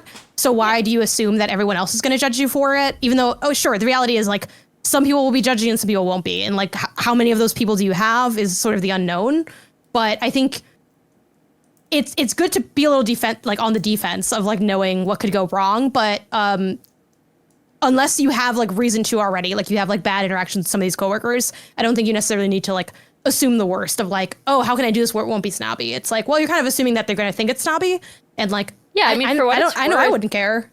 The only way I would think it was snobby is if like we were on a first name basis and then you insisted, like if Jana got her doctorate and then like I'm not allowed to call her Jana anymore, I can only call her Dr. Garcia or whatever. Like that would be that would be if I do get my weird. doctorate, can I get like 1 week of that? Can I get 1 week? No, I literally did that as a tweet. When my friend Claire became a vet, I called her Dr. Whitaker for like a honestly, being a vet, like when I took my cat to the vet, I was like, I should have been a vet. This is like a cool job. Like the cat cardiologist. I was like, that job is no, I couldn't. Not all the time. No way. But I also, bawled like, I don't know, to TikTok. Oh, you bring your healthy dogs. animals to the vet? Like they only see hurt ones. Time for the puppy lick check, kissy check. I'd be like, yippee, what a good shift. And the next person comes in. My beagle I've loved for 2 decades is dying. I'd be it's like, cuddle time. But yeah, I don't know. It's kind of like, I'm like, man, being like a cat cardiologist, like that's kind of rad. Because I feel like being a cardiologist is kind of cool. And then you add cats, like that seems fun. But again, obviously, that's me in my head quickly for 10 seconds and not actually thinking of any other work that goes into I had to take my dog to the vet, and like a vet had to come out and be like, "I'm so sorry, your dog has 2 days left." Like someone had to say that to my face. Yeah, I felt as bad for him as he probably did for me. But like the highs are probably kind of sick though. You know what I mean? And they're so small, and the animals if you operate dying on them, they have these tiny tools.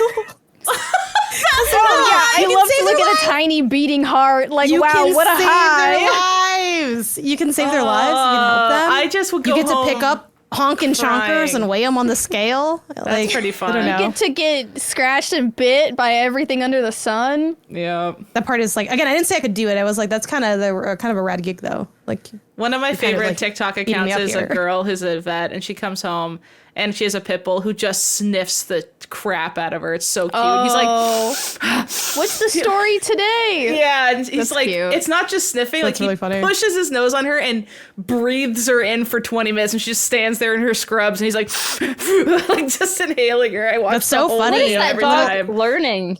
He's like all the smell. one He's died getting the today. latest gossip. He's getting One got honestly, cancer. Probably, lore. honestly.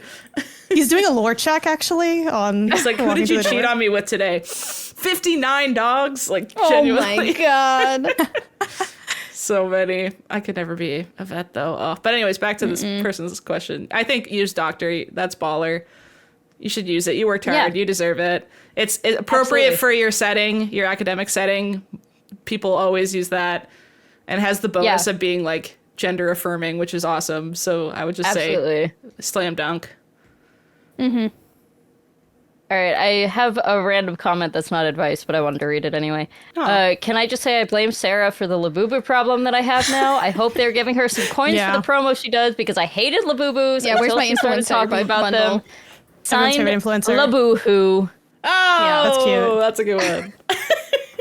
I feel like they've recently, since we talked about them, and we talk about them every episode, but recently they've blown up even more now that they're on like the mainstream news, and I'm just like so grateful that I was able to get them before they hit mainstream media. My mom said, like, I saw Labubus on my morning show. They're on like the morning mom shows. Yeah, that's how you know that the trend is officially reached its like max capacity. So cute. We've super saturated. I took a video for these guys to see, but and the audio didn't catch, which I'm so sad. She was so cute. She was like, "What are these little guys?" And she's just like looking at them all. I'm like, "What's your favorite one of this set?" She's like, "Probably the one stretching on the yoga mat." She's like giving me all her favorite little pics. That's good. It really is just a little guy economy. Yeah.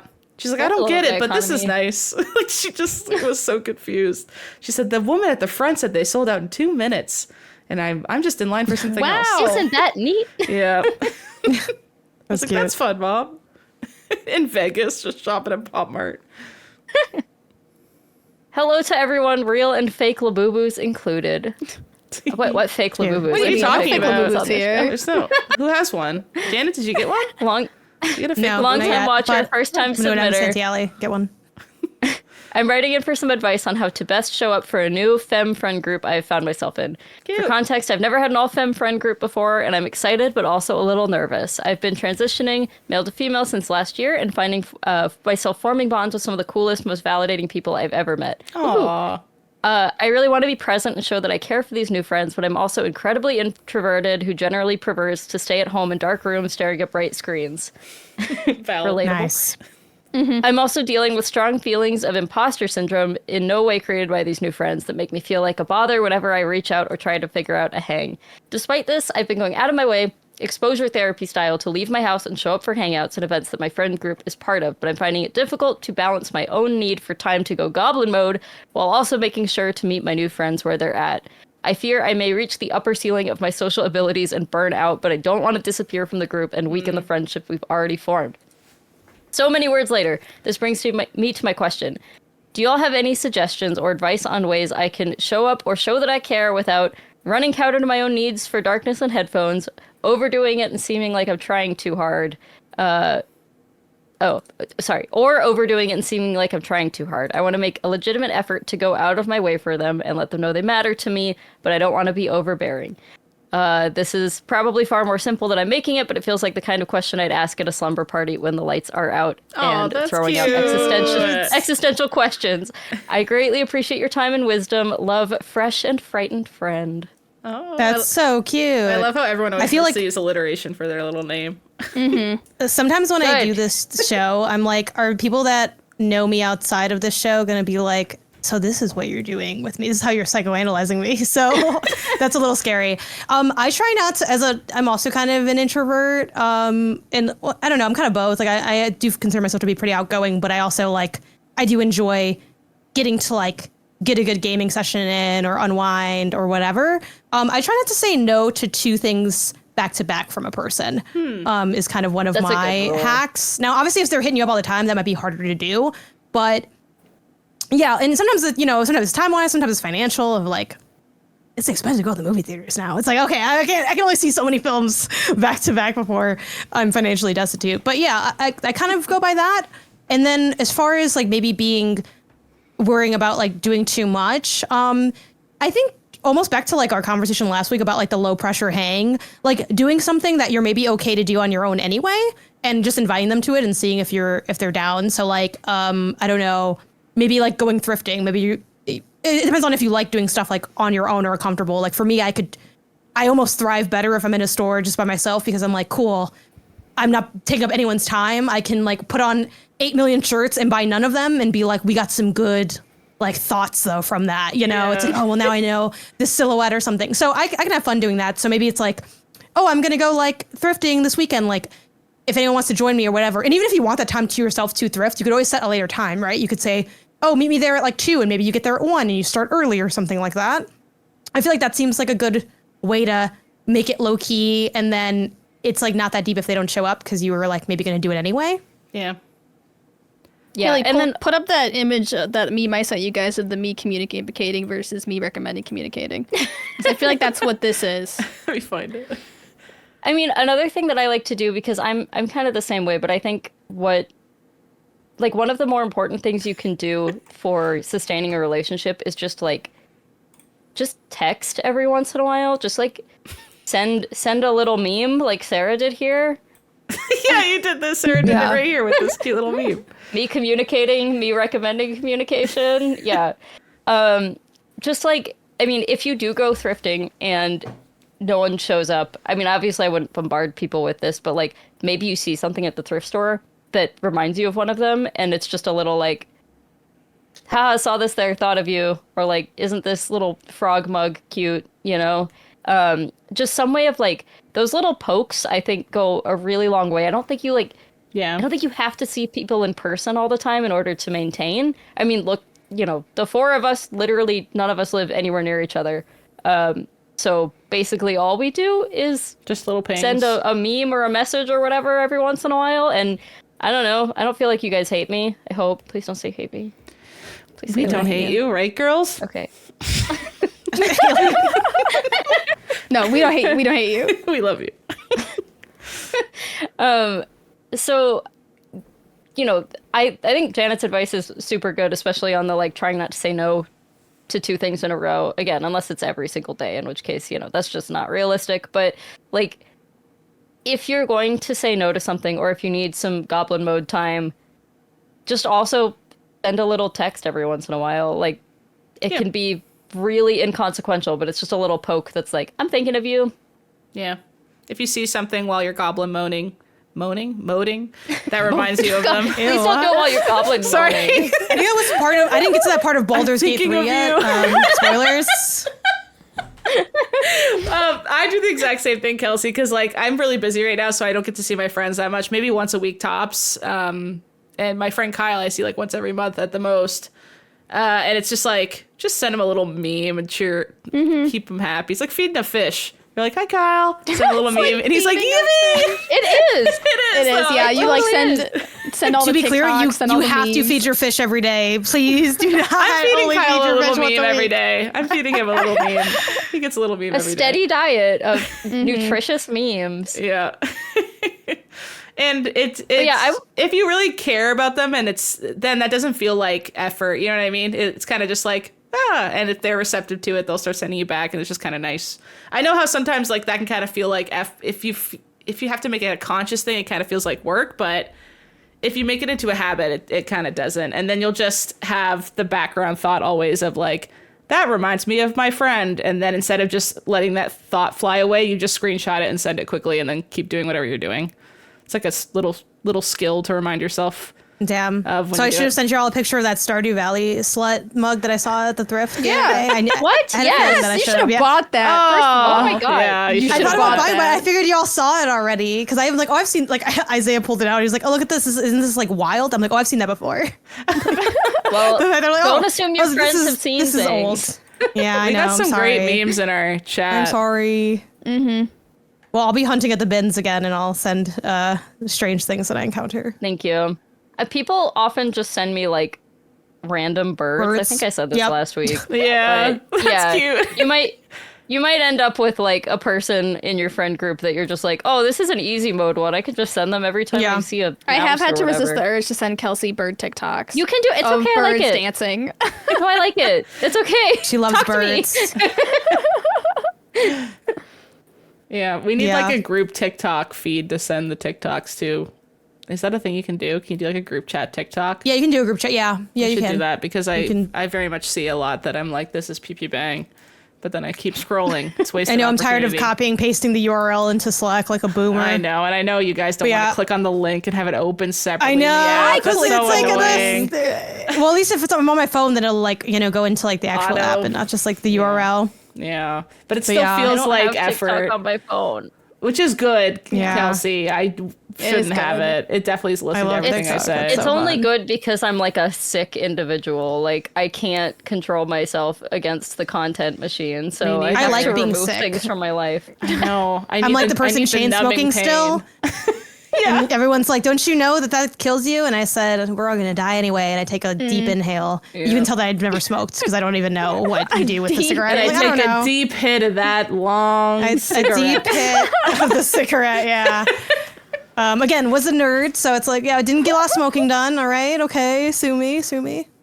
I can't smoke at all. Haley If can. if I try to smoke a joint, I freak out. So there you go. It's legal here. I tried Calm it. down. I embarrassed It's legal here, myself. too. That was Nice. enough. Yeah. Should I bring some pre-rolls over to the MinnMax? Is it legal? It in makes there? me No. up. It's yeah, it is. It's legal, right? That'd be a Oh, nice. disaster. Yes, legal. That'd be funny if we all just got. It would be What if funny. we It all would be a got funny high? disaster. Yeah. We'd be like, We all this bring- is such good. This conversation Well, it could be like so good. it could be like a potluck, in a pun kind of way, right? It's like everyone brings something, and then That'd be fun. anyway. Like we all. I think wait, we've we got all away from bring the question. weed, or Everyone we all brings their bring- drugs of choice. What are we? And a snack and a food. No, Sarah, it's not drugs, it's weed, okay?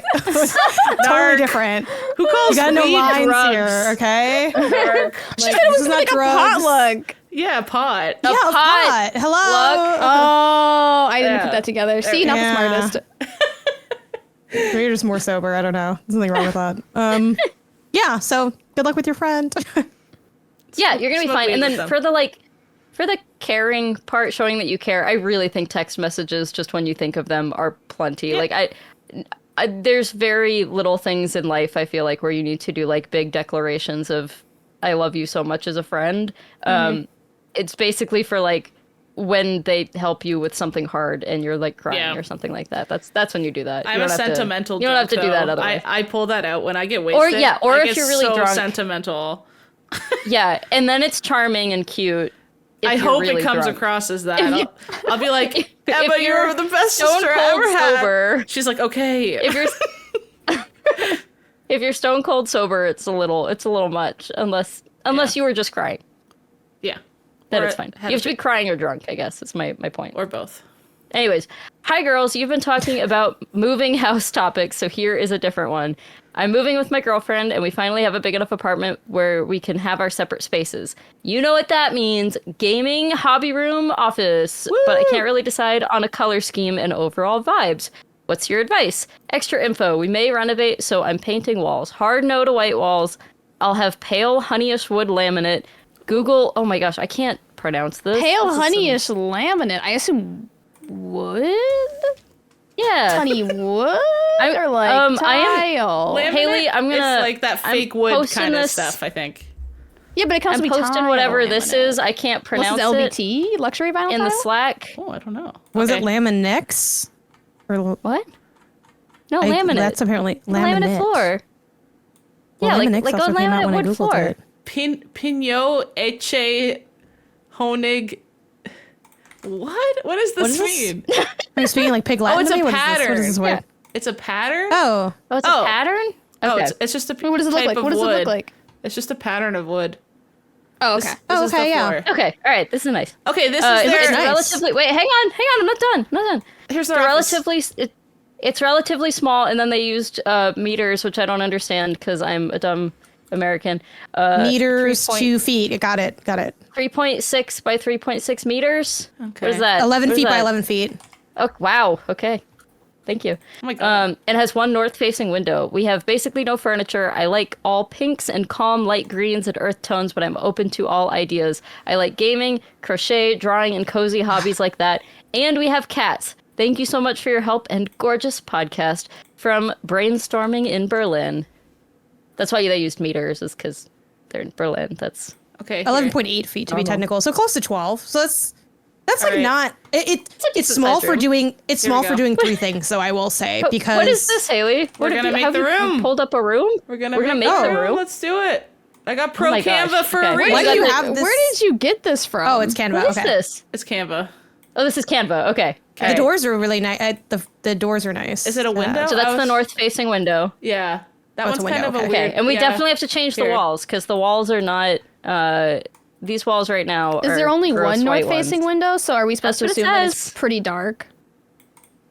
Yeah, but it's like a gaming hobby room. Like, I think you get some really good, like, standing... Like, pretty standing lights. Some really... Yeah. Get some lights. I thought you were going to say that the glow of the TV is really going to make the room cozy.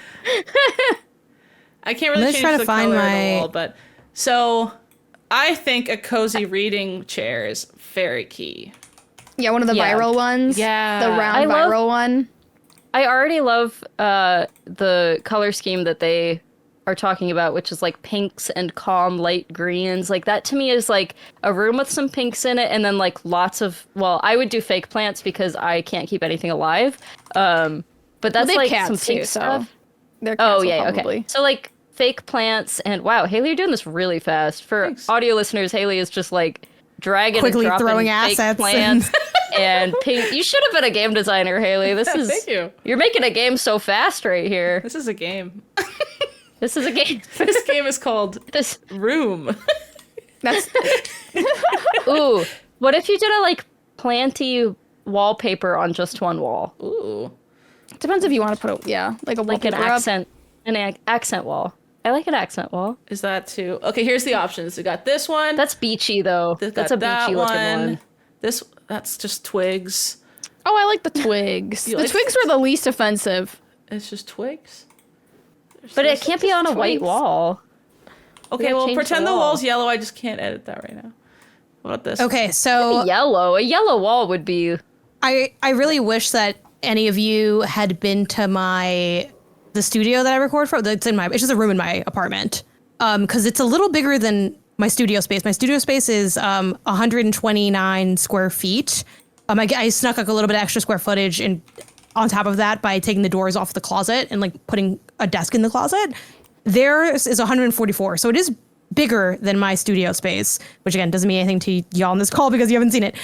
I will say the thing you have to be careful of, and I'm curious what y'all's opinion is on this, if you've experienced it with like spaces in your home or whatever. It's really easy, and easy is kind of like doing a lot of work there, to make a room that's like one thing. I do think and granted, the theme is hobby, so they just have one thing, but the fact that there's like, because what is it? It's gaming, crochet, and what was the other one? Haley, they like gaming. pinks and greens, not yellow. Yeah, Haley, you can't put yellow walls in a gaming room. What are you doing here? That's insane. There you go. Perfect. There you go. So they're calling. it's so this makes me calm, really yeah. sad because I love sage green, but they're calling sage green the new millennial gray. Oh, who gives a frig No, what they say? They whatever. just You know yeah. what? frig This 'em. is what they do to women all the time. Women think something Literally. is good. Women think something is popular, and then they're like, "Oh, that's just for like basic millennials. That's not." People are good also saying anymore." that it's what you have when you like live with a man and need to pick a color between the two of Yeah. you. And I was like, you didn't need to read me Okay, like that's a that little because- valid. But this You person know, likes like- pink, so Trying it to could make also. this But happen. also sage green is nice. Also, Some they of the don't live basic with a stuff is man. nice. So Yes. that's True. not what's happening here. But I was just talking about Um, the sage, like what is the sage green slander has been building over time, and I like sage green as well. I think it's I cute. love sage green. I can't make. Oh this yeah, but what's the perfect, I'm third sorry. hobby? So it's gaming, crochet, and what? Gaming, crochet, drawing, and cozy hobbies like that. Okay, that's not too bad because the challenge that I have in spaces in general is when you try to make it more than one thing, it's like, well, this would have been a really good one thing place, and it's not a good like four thing place. I do think a lot of those hobbies though are not too like big square footage wise. The drawing one is probably the most challenging one in terms of ergonomics. But I don't know if y'all have it. Do you have experience with kind of dealing with that? Like, oh, this is my three things, and then it kind of maybe like ends up being like, it's not that comfortable to like navigate. I mean, through. this room is like not a functional room for anything because it has everything in it the one I'm in right now. So I mean, it's tough. But yeah, I think in a room this size, you could theoretically have a desk that's like the gaming desk, and then you could also have like a really small desk or even one of those like little folding, what do you call those, like TV dinner tray kind of things, that's a little table, so that you have like a separate drawing space that's not like also your computer desk, because I cannot draw if there's a computer there in front of me. Yeah, I don't too. like that either. Oh, I like the idea of Haley, you putting I'm guessing that's the drawing, crochet, whatever desk by the window. Yeah. That seems nice. Because I also think with crochet, like I am very early in trying to learn how to crochet, but I spend a lot of time like looking up tutorials and things. So I do think I think you could double up on like the drawing desk can also function for like crochet when you're maybe like doing a more like learning a stitch kind of process. If you need like a Haley, thing. I think instead of the little pink cozy chair, I think they should have a pink cozy love seat, because there's two people in this, and so they might want to like crochet next to each other. How much space is this room? How big is this room? It is 11 by 11? It's close to 12, so it's 144 square feet. So it is not small, but it's not big. It's not big, but you could. it's not make small. It's this definitely not work small. In theory. I don't love this chair, but just humor me. I think that too, we're kind of assuming how they game, which I mean, obviously we That's don't have so much true. information from the question because Because if you're I know both for PC me gaming, gamers, that's Yeah, I game on Yeah, a there's not much TV. room for anything True. else. like when I game, I don't think like when I think gaming room for me, I wouldn't be like, well, I mean, I guess maybe now I would consider like a PC option because I do think that's fun, but yeah, I think honestly the gaming is the giant potential wrinkle odd just one out because here. it can be so large. I will say another thing I would recommend maybe is looking up creators I mean, obviously you don't know their square footage is the challenge, but like how they set up their room. Like I know, I believe her name's like Cozy K, like Kennedy on TikTok. Love her room. Me too. She has like a cozy. She has that room, like cozy gaming Yeah. room. Yeah, I think it's Cozy K. Her name's Kennedy. I don't know if her last name is posted on her I content. feel like mainly what you need is storage, for especially all the Yeah. crochet materials, because you're gonna wanna need be her you're so gonna need bad. shelves and I shelves love of her room. storage. I recommend. I just went to like Container Store, and they have like stackable ones that are a little more understated, and like they aren't just like the clear Sterilite ones, because those don't look great. But Container Store has some stackable ones that like look a little better, and I put labels on them, and that helps, like, because those, they kind of just disappear into the background, and then also if you stack them high enough, they can just kind of be like a surface to put something on, like a little table lamp or something like that. Mm-hmm. I also think this room needs a rug, Yes, and area rug is super key.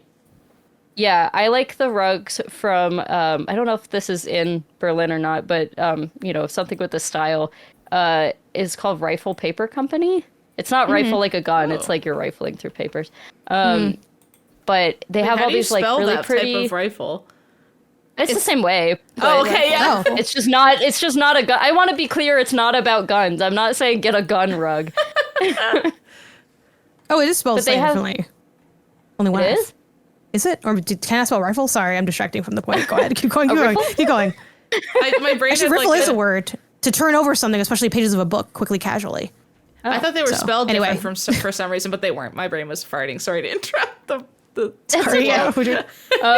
I really like all these rugs because they just have really, like, some of them are kind of normal, but like some of the darker ones especially, I think are really pretty, and they have lots of like plants and animals and just pretty decent prices floral. too. Yeah, these prices are like. Well, I think that's like the starting price, so they get the big ones are more expensive than this, but these are these are cute. I didn't realize things that are expensive: rugs, trash cans, and curtains. Yeah. Why are they also Sofas expensive? too are really expensive, which it kind of makes sense. But like, Sofa it's still a lot of I money. get. go to Home Goods. I get, but I'm too still expensive. mad. Yeah, Sheets are too expensive. I wanted like a pair of completely agree sheets with that that. just weren't white or like a chuggy pattern, and they're all $800. I'm like, why? Yeah. I think too, like, sheets. I fear this is probably common sense, but I never did it. Like, I never planned out like spaces before, like a couple years ago when Isaiah made us do it. Like, like an app or something to conceptualize the space and test it out with like some type of, even if it's just squares representing a space. Like, I'm more of a vibes person, so I'm like, I'm gonna buy a thing and then we're gonna figure it out instead of like planning it. So I hate to admit that planning actually does help with like a lot of it turns out measuring conceptualizing really space. helps. Yeah. Yeah, you kind of do need to measure, but I don't really. But One yeah, thing man, I love Cozy did. K's room. It's so cute. I love her room. Ugh. When Yeah, I little moved, wall shelves help a lot too. Yeah. You can put little plants and stuff on them. choosing like if you're gonna buy a lot of different furniture, I don't love when furniture is matchy, but I love when it's all cohesive. So like even what Cozy K is doing is she has a lot of different wood stuff, and it's all the same type of stain. So there's not like walnut with pine with something else. It's like she clearly has chosen like the light color wood, and every single shelf is that color, but they all look like they were bought at different places. So it's like it looks spunky and different and all these kind of things, but it still looks cohesive, I think is also What key. is this cozy chair that she has? I want that. That's the Ooh, I think I know that viral chair. the green reading one. chair. It's so Oh, it's a expensive. viral reading chair. It's like look up $2,500 viral reading or chair? something. It's Oh so my God. expensive. Yeah, it's expensive. But it went viral, and now like everybody. It looks has so one. cozy. Look at that. I think it also Yeah. like rotates. Oh, I want to See, now that we're getting Yeah, into that's like good. something that I'm so bad at, which is like, this can fix me. Like, I don't read because I don't have the right chair, not because I am rotting online. like no, it's there's the one chair. at Costco. It's the chair, that's- actually. There's one at Costco that's $370, and it's not the same color, but it's pretty cute. I do think Yeah. too, like fill lights, like lights that kind of like fill up the room, like the back as like a backsplash thing can be good. Like a non-big light option Oh, never is a used good the way big to light. like Yeah, do some good stuff. never used the big light. And funnily enough, like I don't know if I would do this if it was like not, because again I'm operating from like a mock like little home studio thing. But even just like if you have in your town, what's the word for it? Almost like a production-y store. Like I live in LA, so there are like a lot of those because like people make stuff here. And people make stuff in a lot of places, but it's like they have a lot of like production-y stuff, and like getting like I've been able to get like, I don't know what they're called. They're kind of like those little like LED like stick things. There's a real name for them, but I don't know what they are. But like those work really well, and they're just plugged in, and they're like they illuminate really nicely, and they weren't like terribly expensive. And it's like it's something that you might not consider if you're just looking at like, I don't know, like Best Buy or IKEA or something. So like you might be able to find some cool things in maybe like unconventional stores, depending on what you're trying to get. Yeah. Thrifting too is like people throw out some crazy good furniture. And check the best times of year to look for furniture are when the students are moving out. I've gotten some awesome furniture with the Toronto kids all moving out, going home. They go, "Daddy bought me this, I don't care." They leave it out in the trash, and I go, "Yes!" And I run around with my car stealing everything. Also, like, how does it feel to live my has- dream? Because I want that room so bad that they're describing. I know. Yeah. The Goodwill near me always has like such beautiful pieces of like often vintage furniture, and I don't know where they're getting it. And also like I haven't bought anything yet, but it is so tempting all the time. And I'm like, what if they just redid everything in my house with all this beautiful furniture? Yeah. I mean, know. as time, that's got to be coming from all the old people dying in Washington. Sarah, Is that happening? Well, I feel like there's a lot of boomers dying, and we're getting their Washington furniture. specifically. Just in Washington? why is it so specific though? I have this idea in my mind because my grandma used to live in Washington, right? And she bought her house for dirt cheap, and she lived in a really nice area of Washington in this dirt cheap house that she bought, and then sold a couple years later when it had like quadrupled times 100 in price, so she could retire in Arizona. And she's like 90, so they all bought their houses for pennies, and now they're kicking the bucket. Okay, and you get furniture. Yeah, but if they move to Arizona, then I don't get the furniture. Maybe not all of them moved to Arizona. I never pass up right. an estate sale, if that's what you're saying. I always stick my head in Yeah. there. There's some good stuff in there. Yeah. But yeah, the other thing you can get at the thrift store that's great is good wall art and good fake plants. So that's Yeah. where I get almost all of my stuff. So, all right, let's do one more before we wrap up with another 3+ hour episode. Woo! Happy Pride Month. This is my first time writing in, and I wanted to quickly say I love this podcast. Yay. I have recently this year fully come out as trans to my friends and partner of 10 years this July. Congratulations. This podcast has been a really comforting place in these scary times. I'm going to the Renaissance Festival in Snohomish. I promise I'm not just picking the Seattle ones. I'm sorry. Sorry, it's just happening. It's bias. I know. I'm sorry. It'll be my first time really presenting as female. Do you ever feel nervous about going out in different outfits, even though it's normal for you? Most guys are jeans and t-shirts, and those days are soon behind me, but I am nervous about more eyes focus on me going forward. Love you all. Signed, Xenon Girl of the 21st Century. That's so cute. That's cute. Sorry, I say that for all of them. It's like in the same cadence. They're all cute. They all are cute. Yeah, for what it's worth, like, I'm sure it is a totally, you know, a magnified feeling for you, but there are absolutely outfits in my closet that I feel super self-conscious to wear for no reason. They like look good on me. I bought them because they look good on me, and I get nervous, and I'm like, what if this is a little much? What if this is just a lot? So that's a universal experience, and I don't think people actually think about it that hard. Yeah, I promise people are looking at you way less than you think they are. And as someone who like doesn't wear femme clothes, I always feel really weird when I wear femme clothes, and I have to like get over the thought in my head that I'm like, I'm not really should be wearing this. I'm like, why am I thinking that? That's weird. Like I would say I'm most comfortable not wearing dresses and skirts, but when I wear one, I try to get over that weird feeling of like, why am I wearing? I don't feel like I should be wearing this skirt, even though I'm like, I bought it. It looks nice. I'm just gonna wear it. It's like a weird hiccup in your head you got to get over. Yeah. And the thing about the Ren Fair specifically is like most people dress up for the Ren Fair. I find, at least the Minnesota Renaissance Festival, a lot of people dress up, and there's a lot of like crazy costumes. So I feel like this is probably the safest environment to dress up. Like That's my Ren true. Fair in Minnesota is like so pro LGBTQ. Like, Yeah.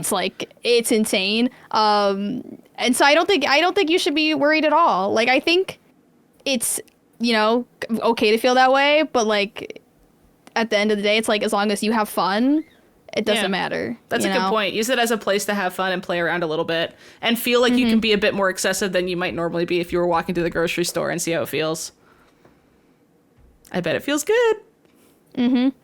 Yeah, this is, but I mean, again, like this is pretty universal, and like, I think everyone has had the experience of buying something that looks amazing on them in the dressing room, and then when it comes time to actually wear it, being nervous about it. I definitely have some dresses in my closet that are like the special occasion dresses for what special occasions? Like what is happening where I'm going to be wearing they're this in like the back full, of the closet. like, yeah, beautiful flappy sleeves, you know, like it's, I keep buying things being like, whatever, I'll just wear it to work. But then like I buy things where like the clothing itself gets in the way of me doing work.